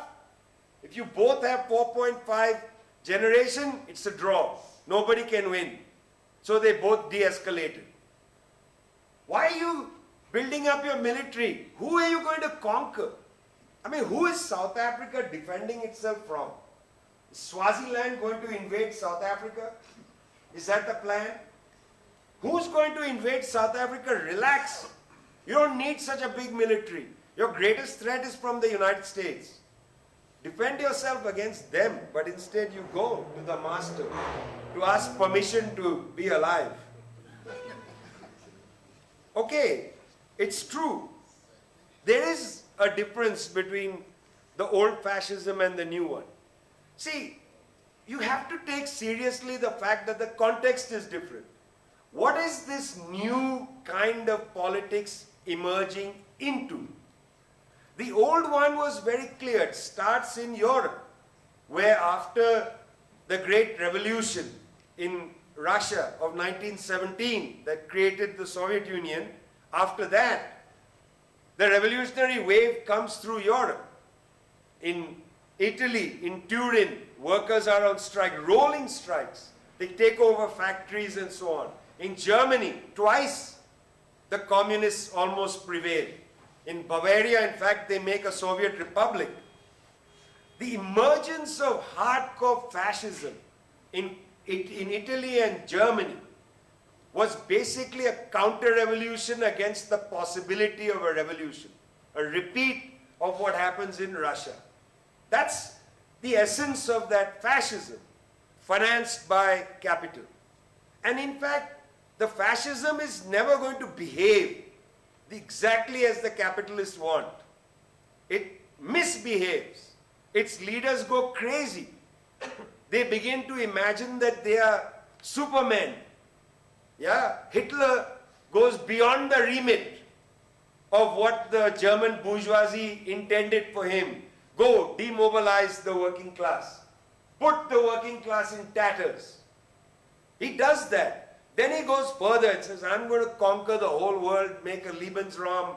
I'm going to exterminate the Jews. This is beyond the remit of the German bourgeoisie. In fact, Italian fascism was uneasy copying the Germans. They had a remit, Mussolini exercised it. Then the Nazis said, send us the Italian Jews. This was not an Italian project. So the remit was execute the working class. They did that. Today, the new fascism does not emerge for that. The working class is already in tatters. There is no need for that. They emerge for another reason. The bourgeoisie is without a capacity in a neoliberal period of exercising power through democratic institutions, through neoliberal political formations. You can't keep going back to the people and saying, keep voting for us even though your condition of life is dying. They can't keep going back. Congress party in India, for instance, can't keep going back and saying, liberalization is going to work. It's a J curve. The J is just still here. And it's going to be like that, but eventually, after 10 generations, the J will start to form. You can't keep saying vote for us for 10 generations of this and eventually the J curve will go up. You can't. Nobody believes you. So at some point here where the working class is in tatters and you can't command the mass in a democratic system, you are going to create a political formation where somebody assembles the masses into an electoral bloc around something like hatred for foreigners, hatred for Muslims, hatred for homosexuals, those old things that look like Nazism or Italian fascism will be pulled out from the past, but in fact it's a new kind of political formation.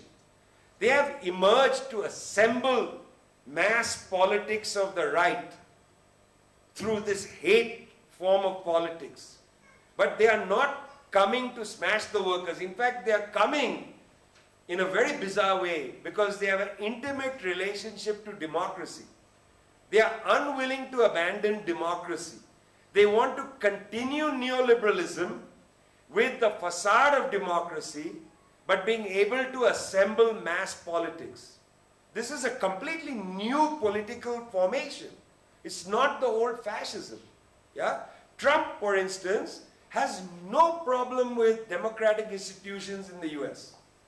No problem. He just wants to dominate them. He wants to make sure that at no future date, with the working class now in tatters, our comrades will be able to assemble a historical bloc to challenge the dictatorship of capital in a neoliberal society. They want to prevent this. So to prevent this, what is the best thing to do is to turn the people against each other for a generation or more. We are going to see this phenomena last for a generation or more. Look at Israel. A new poll came out last week which showed that 87 Jewish Israelis polled were in favor of the removal of Palestinians from Gaza. And about 50% of Jewish Israelis said to the poll, the very reputed Israeli polling company, 50% of them said that if the IDF, the Israeli army, enters an enemy city, they should be allowed to exterminate everybody there. This is the thinking produced after one or two generations of neo-fascist thinking from Ariel Sharon or maybe even earlier, but deepened from the Second Intifada onward. Deepened. Yeah? This lasts for generations. So what we are seeing now has to be combated now. We have to combat the rising tide of neo-fascism now before it enters these societies for one or two generations. It's very clever, this white genocide argument. It's very clever. It's a very clever argument because it was a way for the United States and the Democratic Alliance in South Africa to criticize the ANC alliance, including the communists, support for the Palestinians. The support for the Palestinians on the genocide question in the ICJ, in the International Court of Justice, would be undermined if the Americans say that, well, you're doing genocide against whites, why are you talking about genocide there? So very clever way they are trying to undermine this government and the South African people's support for the Palestinians. Be aware of this. That's why they use the word genocide. Obviously, there's no genocide happening here. I mean, it's hilarious to consider that. When white capital is so dominant in this society, to think of a white genocide is insane. Who is bombing the golf courses of Cape Town? There's no genocide happening here. It's insane, but they're using that word. Let's take a few more questions. Sure, but I want to suggest, I know it's getting late and so forth, and I know we want to informally talk as well. So perhaps we can take a few more questions now and then give Comrade Vijay a chance to summarize, and then we will stay here for a bit longer and have some one-on-one check-ins. So I'll take this as the final round. Questions, comments, 1, 2, are we happy to close it? We'll end with Comrade Ronnie. 1, 2, 3. Thank you very much. I had a lot of questions and comments, but I'm going to stick to one, which is the identity of South Africa, like bringing it back home. There's been, questions over and over again that have now become the elephant in the room. The naming of the country. Last week, I was attending a workshop/seminar at WITS, which was about renaming of the streets, the towns, the buildings, you know what's going on. And the citizens are always divided if there should be name changes or not, and why should we have name changes. One of my arguments is still that it seems as if we major in minors. Why even have a debate about name changes on the land that is not even yours? Or should I say not yet yours? suggesting that there is hope that one day we'll get this land back.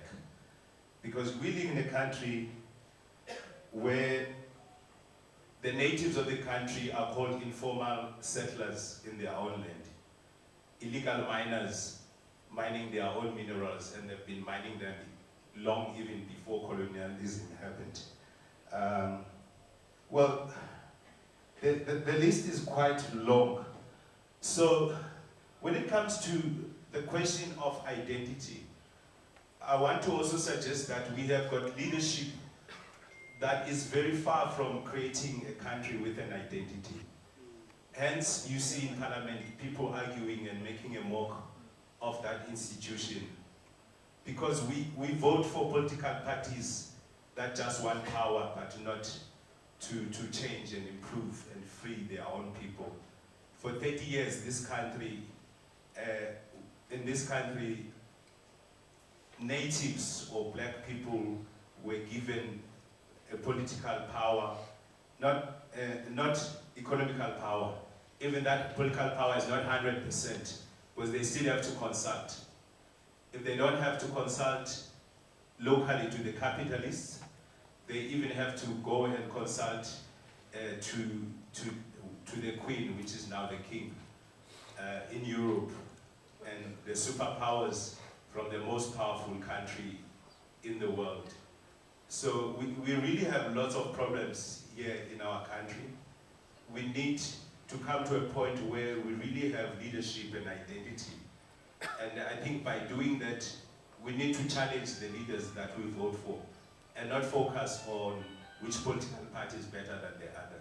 Because now we vote for political parties, we don't vote for true leadership. For 5 or 6 times, they've been saying vote for us, and we vote for them just to keep them in power, but not to improve our lives. In the last 30 years, this country has been declining day by day. More poverty, more landlessness, and even the dignity of the real natives of this country has declined to the zero. That's just my comment. If you find any question there, yeah, please, maybe you can answer it. Thank you.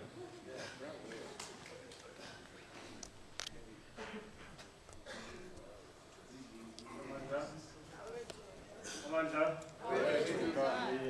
I hope I'm audible enough, comrades. My name is Kamsha Comrade Social,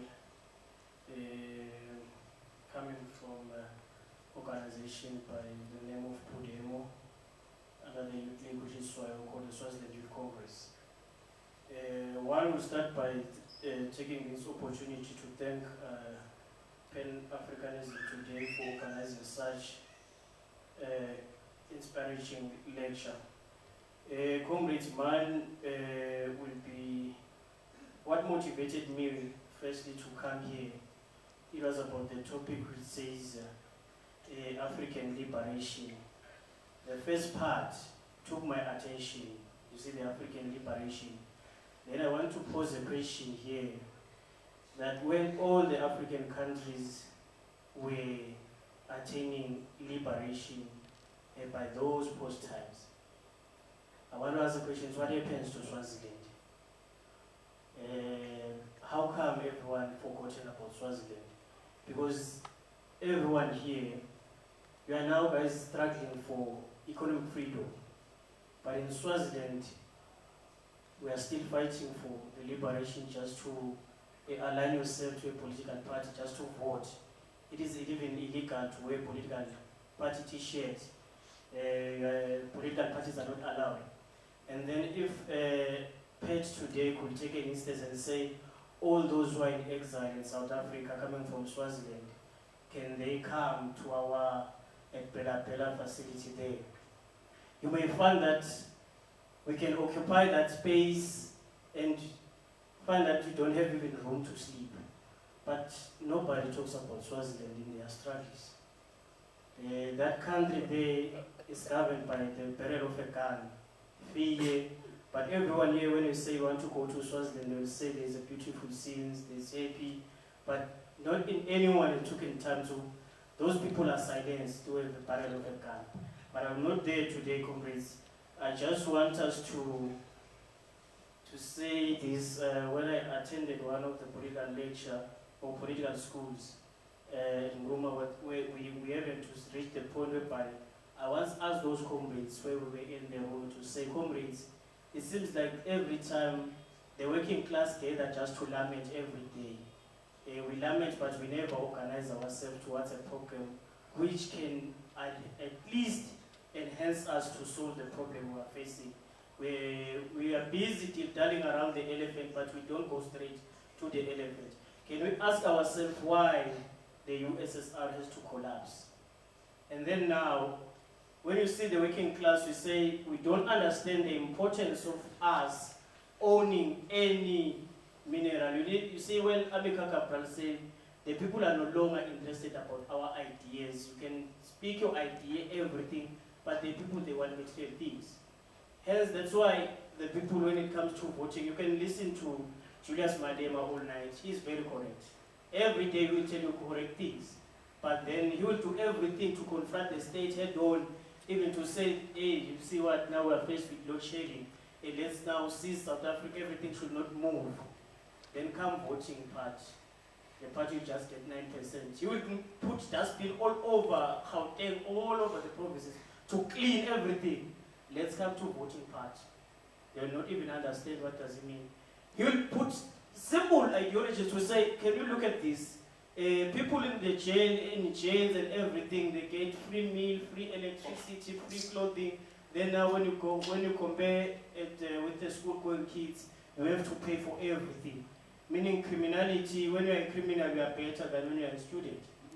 And then when you approach it and talk to everyone, and you can check in the room here, there are people who are here when it comes, you can put voting polls here.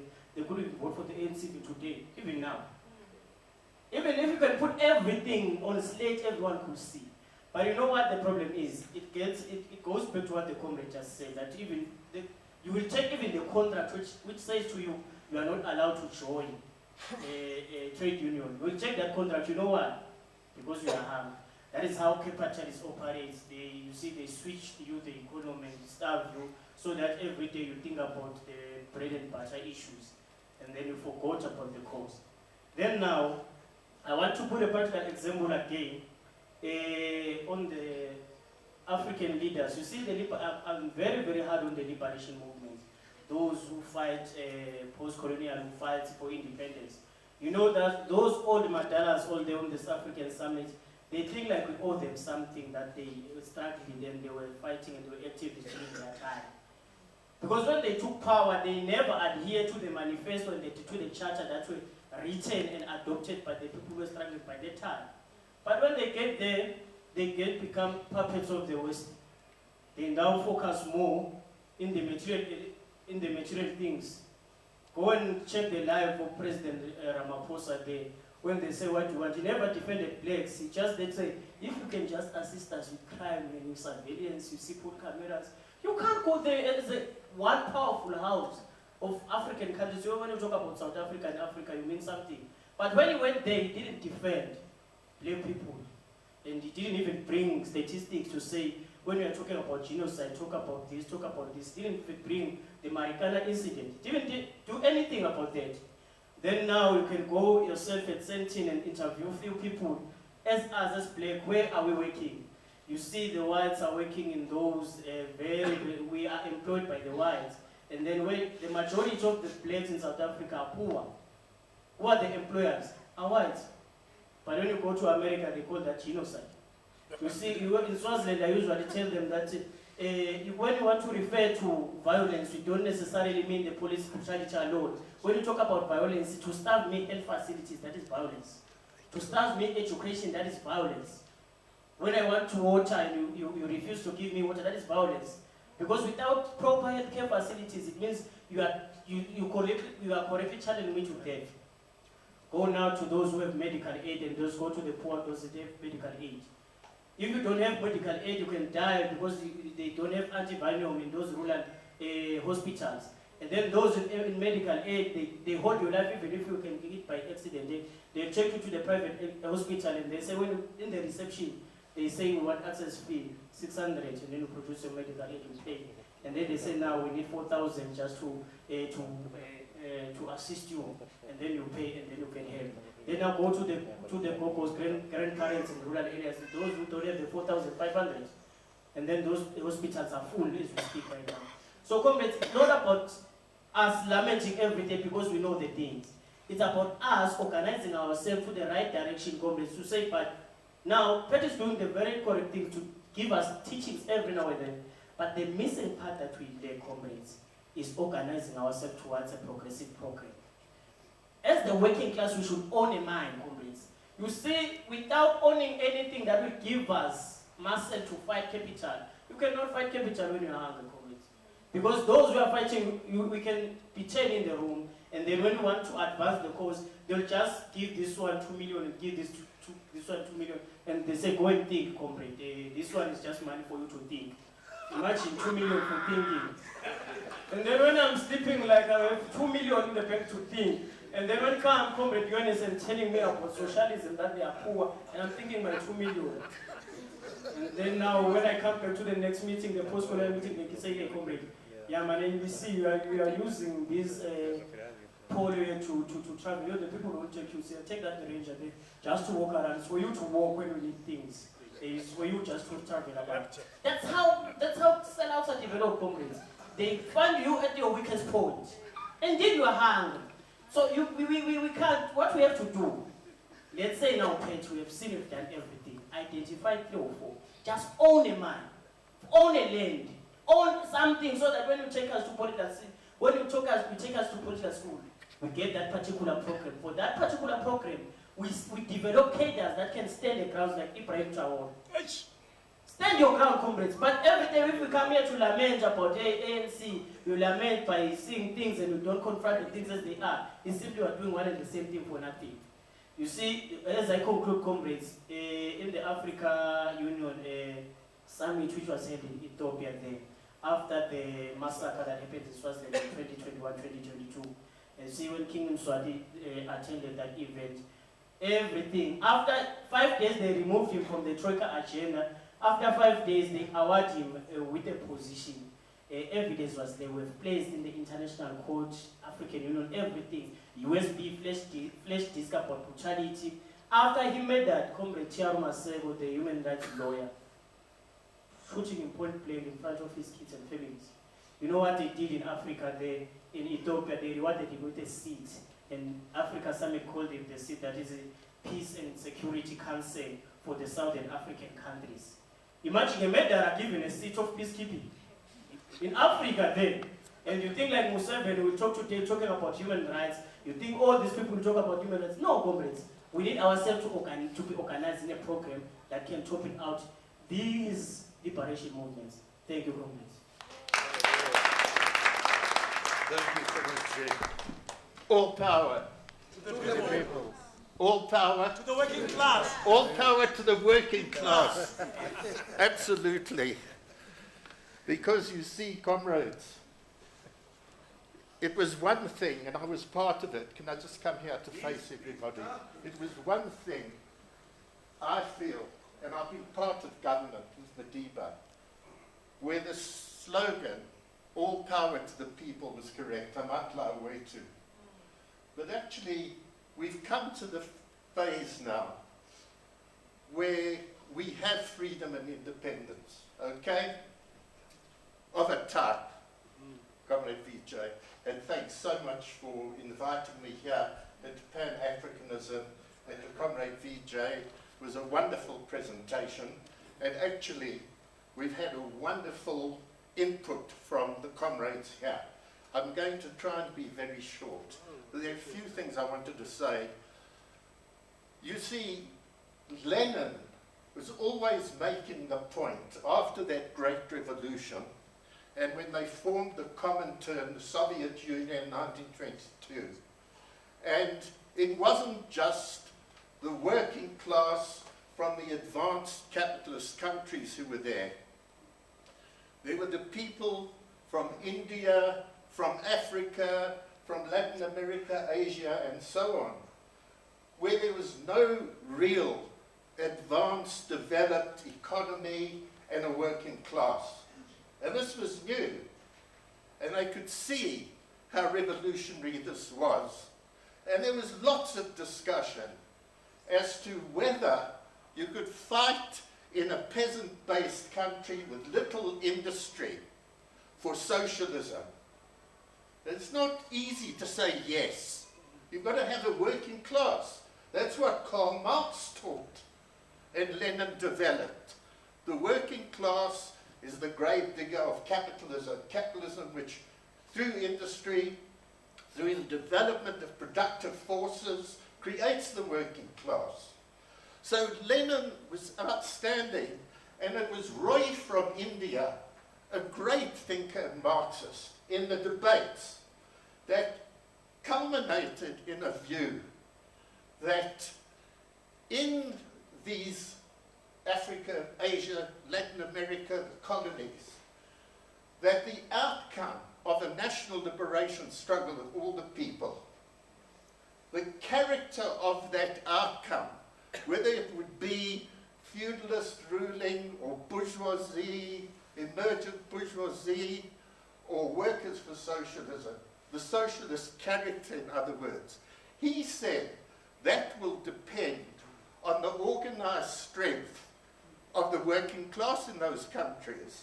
So, Vijay, to understand where we are now, it doesn't mean that Marx, Engels, Lenin are over, and you're not saying that. There are new conditions.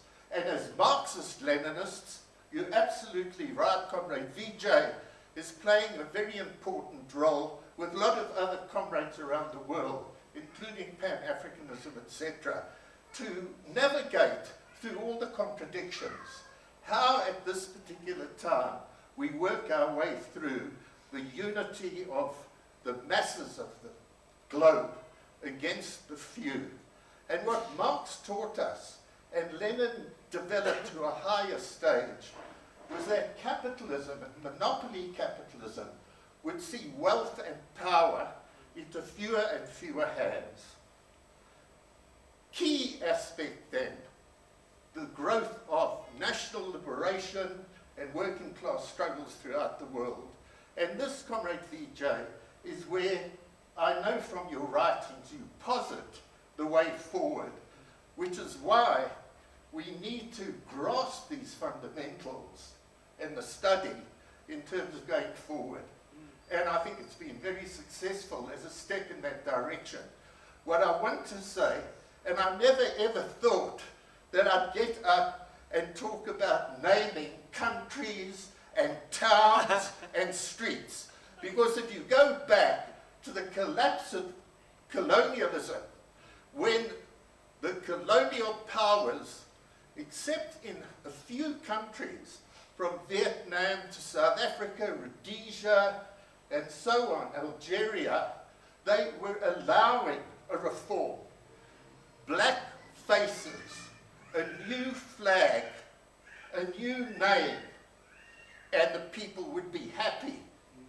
This aspect, we always poo-pooed the idea of names, but I think the comrade here, just behind me, talked about, you know, we got tired of this. When we get tired of the names that we received from the colonialists, like South Africa, like Eastern Cape, Western Cape, Northern Cape, my God, at least we've got Mpumalanga and we've got Limpopo. I'm not saying Northwest. What is Northwest? We have a province called Northwest. For goodness sake, it's not even Northwest South Africa. It's ridiculous. I stay in Greenside down the road. I think I'll ask my wife every morning when I have to go to the shops, I go into the main street called Barry Herzog. People don't even know that Barry Herzog was worse or as bad as Verwoerd. And when I have to drive to Pretoria and I have to go across John Foster Drive, and you know, even Verwoerd Drive, it's impossible. So we just allow it to sit there. And what does it do? It means that we just relax and we accept things and we get rolled over. Now, I want to tell you something. I'm not going to go on much longer. No, I'm sitting in a camp in the forests of Angola. I've been in exile. I was a few years in Dar es Salaam. They sent me to London. And in London, we were doing clandestine work in the country here. Then they sent me to Angola after 76. I met young people. I left in 1963. Now I meet the 1976 crowd. Fantastic. It was wonderful. And we're sitting in the camp. And I had been living, I'm from here, but I'd been living in Natal. Okay, so I was speaking Zulu and I knew more of the Zulu terms. I heard a comrade in the camp referring to Johannesburg, a place that the Zulus were calling Goli, where the gold is. And this comrade, he was one of the chief of staff in the camp. He was Sotho speaker. He called Johannesburg Gauteng Maboneng. Vijay, Gauteng is like in Goli, gold. Maboneng is where the lights are. Now, the simplicity of looking at names and how, if you do it qualitatively, not like that king, that feudalist in Eswatini. He named it Eswatini. He did not consult the people. Podimo doesn't recognize Eswatini. So they're still calling it the colonial name, and it's a very colonial name. Swaziland, you know, the land of the Swazis. They will change it when they come to power with the consultation with the masses. So it's qualitative. And I'm going to end on your hero. His hero is Ho Chi Minh. Yabona Ho Chi Minh. Where's Ho Chi Minh? What country was he leading? Come on. Vietnam. Vietnam. Yes. You know, Comrade Vijay, as you well know, Ho Chi Minh used to make a very simple statement that we took for granted and didn't look deeply into. And I'm looking more deeply into it because of what you said about names here. Because we're not just the new black faces holding up a new flag and giving a country a name. So what did he say?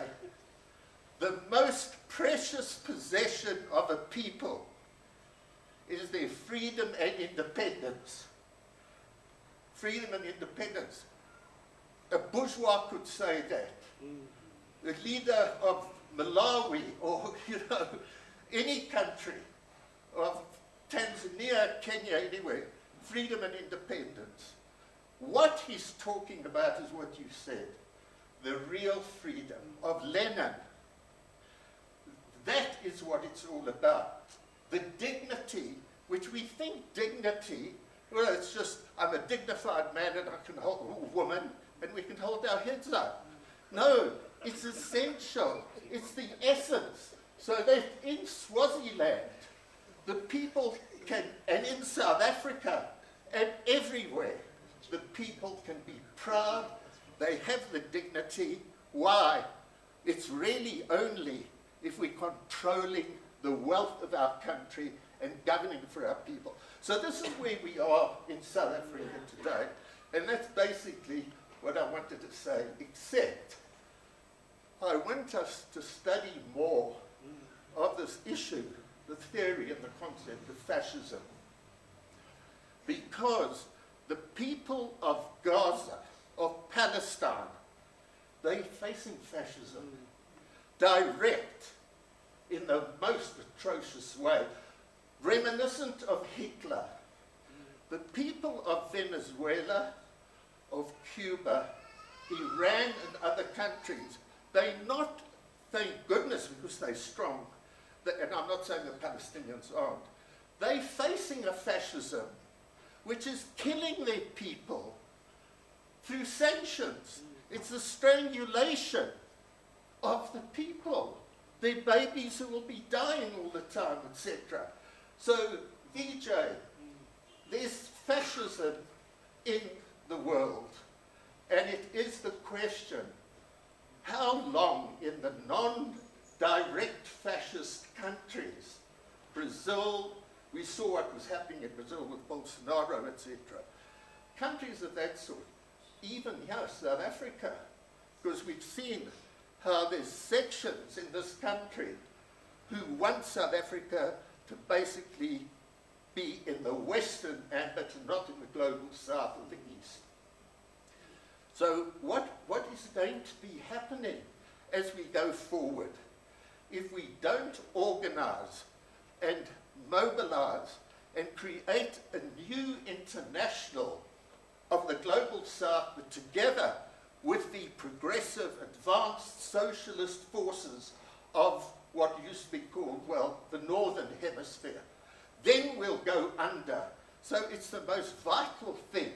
And the last thing I want to tell the comrades from Swaziland, when we were sitting in those camps in the forests, we never imagined that once we came to power, we would have this type of system here.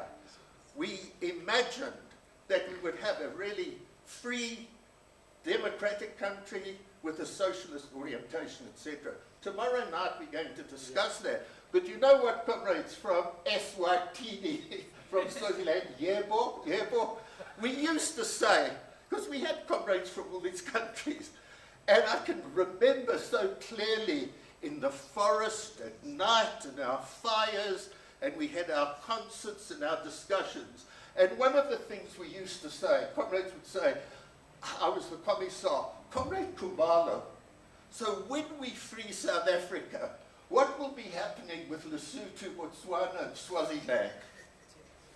And comrades, in our imaginations, we felt that if we were freeing South Africa, we weren't going to be an imperious country to dominate Botswana, Swaziland, and Lesotho. But we absolutely, I can remember everybody saying, it wasn't just me, we said, if we get freedom in South Africa, then Swaziland will be free, and Botswana will be free, and Lesotho will be free, because the forces of Lenin pointing the way, the organization of the working class and of the people, etc. So that's how we thought that we'd come to power and Swaziland would be free overnight by Swazi people, but because of the change in the balance of forces, and that's what our task is. And it's a disgrace, it's an absolute disgrace that after all these years, Comrade Mantla, I hope you're still here, that a country like Swaziland is still under the rule of a feudal absolute monarch. And if we had had a different character here, this revolution, this change, it could never have lasted, never.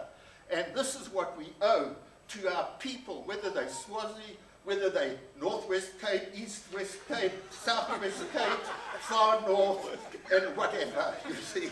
We've got to do it that way. And in terms of our international solidarity with the forces, we've got the Venezuelan, the Bolivarian Revolution. What a name they chose. It's a wonderful expression.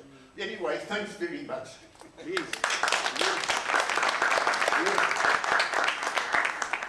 I mean, I think I don't want to go too long, Ronnie, because you have provided the foundation for what I think would be a good place to bring this to a close, which is that things are changing dramatically.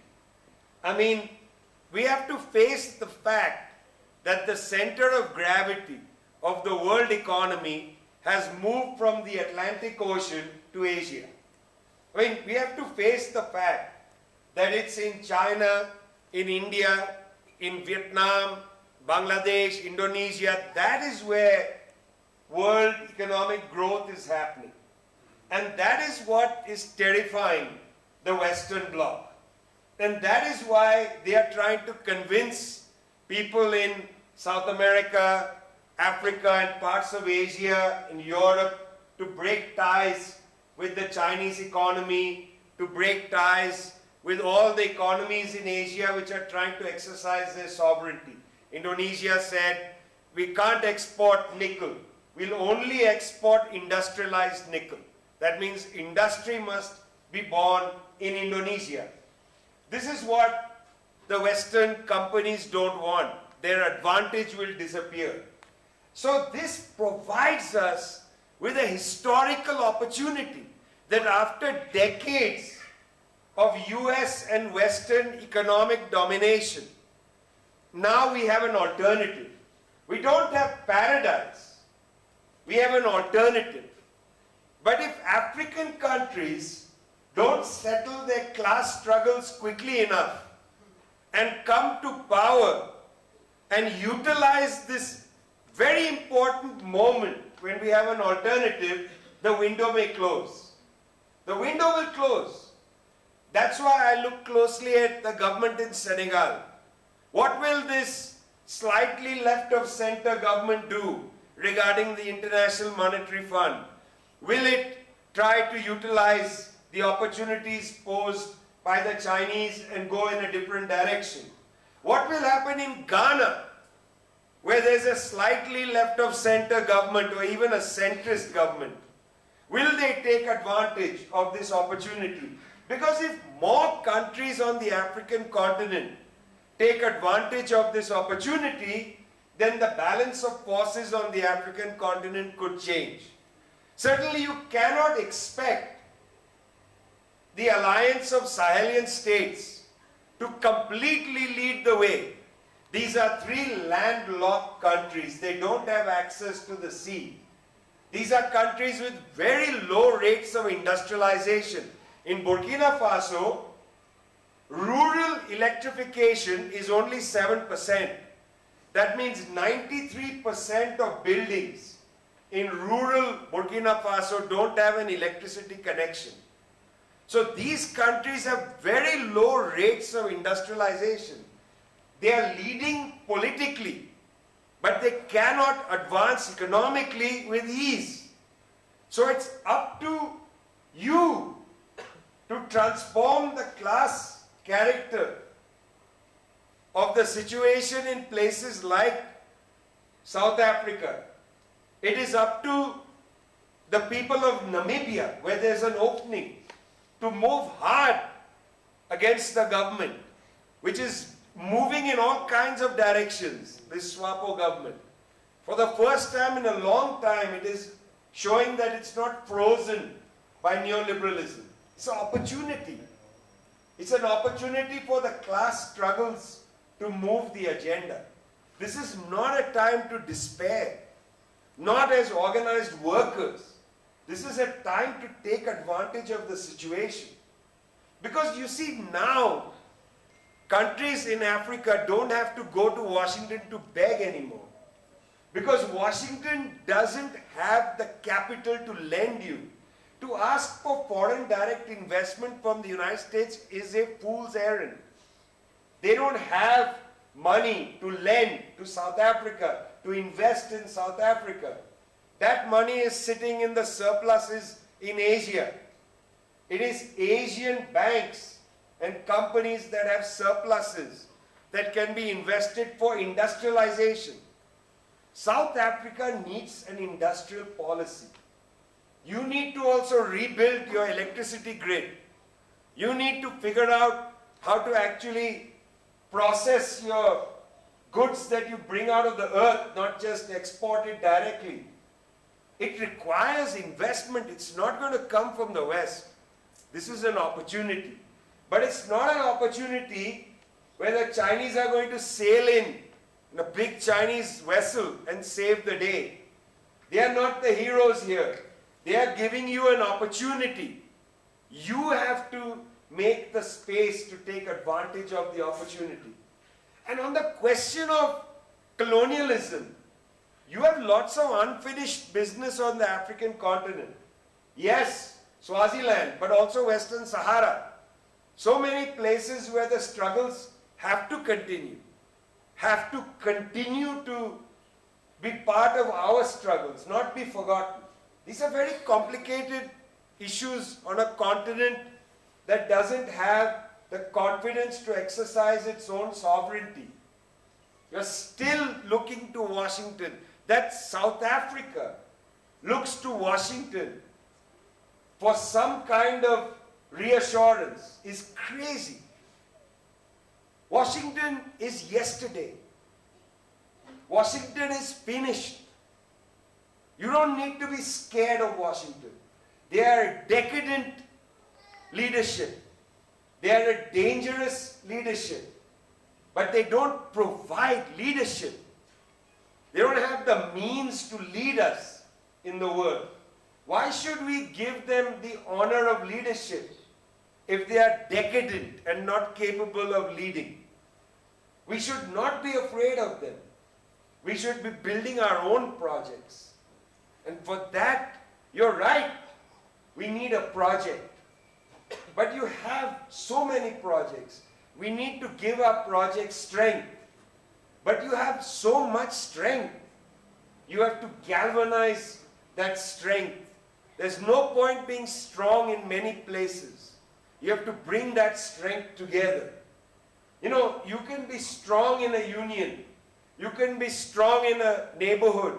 You can be strong in a, one kind of gig workers union or whatever. You can be strong all over the place. But you have to also learn to be strong together. And for that, you have to be part of broad fronts. Which is why I think it's really important.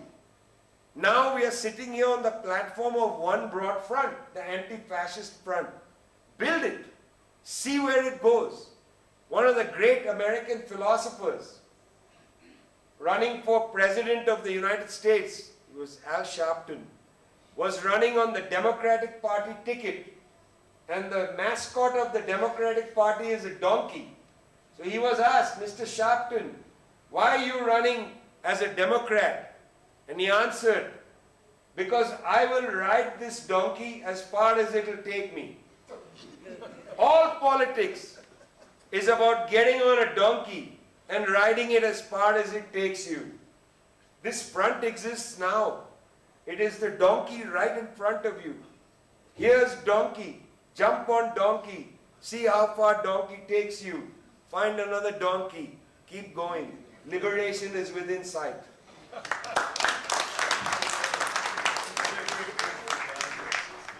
Thank you very much, Comrade Vijay. I think we should give another round of applause to Comrade Vijay.